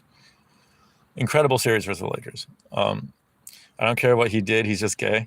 I don't know. I honestly have not really watched one interview with Ja Morant ever. So I can't say for sure. All I know is he is a very impressive player. That's talk about how fast I'd end Merab the cock. Well, all you'd have to do to end Merab is get a harem of a bunch of 3s and 4s, and he'll end himself. He'll finish himself. Like Merab's a very easy guy to end. Just give him a bunch of uggos. He'll work himself to the bone. Talk about Lair Bear. Lair Bear's fucking awesome, man. He's fucking awesome. I hate that it's warm now. Like the weather's gonna get cooler again after Sunday. So we had like 5 days of fucking 80-degree weather, which is fucking bullshit in April. It's absolute bullshit in April. But when it's warm, Larry doesn't cuddle with me as much because it's fucking warm in the house. You know, obviously, why would he want warmth if he's already warm? So he's good, but he's not as cuddly as he was a week ago, which is sad. But he should be cuddly again in less than a week. Yes, a harem of uggos, dude. Have you seen all of Merab's girls that he posts? Like he's never, and I mean never, with a girl who's even average. It's always someone really fucking ugly, and it always makes me wonder. How bad his self-esteem is, because he could do better than that. Are you fasting for Ramadan, Brother Six? I am not fasting for Ramadan, but I do fast. I do fast every Friday from 7 p.m. to Saturday 7 p.m. roughly. Last week it was 7:30 to 7:30, whatever. So yeah, I do a 24-hour fast. I will be fasting tomorrow. Or I will start my fast tomorrow for sure. True, warm weather fucking sucks. Other than short shorts, like bitches in short shorts, that's awesome. and being able to go to the beach anytime you want, that's nice. But other than that, it's absolutely fucking garbage, dude. I hate it. I hate it. And now I got 6 months. Well, April's gonna be on and off. Like it's so you can't really say for sure. Like this is the warmest it's ever been in April by far. This is my sixth April. Yeah, my 6th April. Next month marks my 6th anniversary being in Cleveland. Ugh. Get chills saying that. I should not have been here for 6 fucking years. When I moved here, I was like 3 maximum. I was like, oh, I can do 3 maximum here. Fucking, I doubled it. I fucking doubled it, and I'm still here. So I don't know, man. And warm motherfuckers. That's the thing about. I was thinking about moving to Iowa. That I'm hesitant about is that it can get way hotter in the summer, and it can get way colder in the middle. It's very continental climate. You get the extremes on both ends. You can get -40 and you can get 110.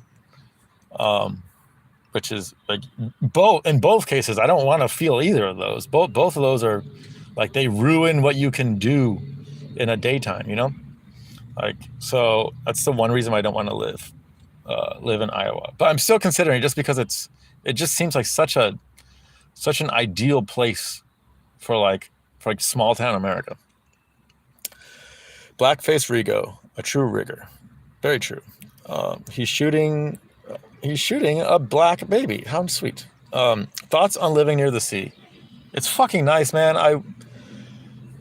I wish I did. I used to. It was nice living by the sea.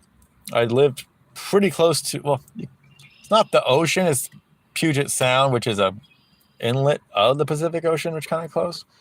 And when I lived in Oceanside for a bit, I was by the beach. It's really fucking nice. And here, I mean, I live 2 miles away from a small lake. I live only like 12 miles away from Lake Erie, which might as well be an ocean. Like when you're at Lake Erie, it looks like the ocean. It's fucking huge. I actually cried listening to Pereira's speech post-fight in the locker room to his family. I didn't watch it because I still haven't watched it because I saw the video was recommended to me, Ilya, and I didn't have the heart to I scrolled past it. I didn't have the heart because I probably would have cried too. Because Pereira he quickly became one of the fighters I became like emotionally attached to. Part of it was because he was opposite Izzy, but then part of it is his backstory, and part of it is him. Like he really just seems like a fucking cool guy. And I love his fucking fight style. Like I don't know how any fight fan could not be a fan of Alex Pereira. He's like, dude's a fucking monster. Pereira's actually my favorite good guy personality. I know, like Pereira never fucking once said anything bad about Izzy ever during the lead up of any of their fights. Izzy shit on Pereira every single fucking fight. Every single fucking one. All 4 of them. He shit on him for no reason. There was no fucking reason. It was just Izzy trying to build himself up. But yeah, it's crazy how respectful Pereira was towards Izzy. He would always troll him, but it was never mean trolls. It was never aggressive. He never called him names, never once. It was just like stuff like the movie shit. Which is one of my favorite MMA moments of this year, is just him watching the movie of the girl that looked exactly like Adesanya. But it's not like Wonder Boy respectful or Whitaker respectful. It's just real. Whitaker's well, Wonder Boy is fake. Are you saying Whitaker is fake respectful? Because I disagree with that. Wonder Boy is 100% fake respectful. Fuck that guy. I hate Wonder Boy. I will always hate Wonder Boy. He's only fun in fights if he's fighting a retard, like Kevin Holland. But if he's fighting someone who's smart, like the fight's gonna be boring, and I just hate him as a human. It's just real. He's like a dad. Well, he is a dad. Like listening to your dad talk. He's not fake respectful, but Whitaker is just kind of like a geek. I wouldn't consider. Is that just because he plays video? Like, I don't consider Bobby Knuckles a geek. I don't think you get the nickname Bobby Knuckles by being a fucking geek. That being said, he does play video games and shit with his dad, so like I get that aspect, but I don't know. Bobby Knuckles is fucking hysterical. Like geeks don't have senses of humor. Robert Whitaker is genuinely one of the funniest guys in the UFC. Like I wish the UFC would highlight that aspect of him more, because he makes me laugh all the fucking time. Like every single interview with Bobby Knuckles, it's like it's a must watch for me, because he's so funny. Geek in a normal way. Geek as like he's a regular guy. Yeah, like he's a normal guy. Fallout 76 sucks. I played like the first Fallout way long ago. Like my friend had it, but like I never got into it. Uh-oh, my phone's dead. Bye guys, my phone's dying. Oh God, I think it's dead.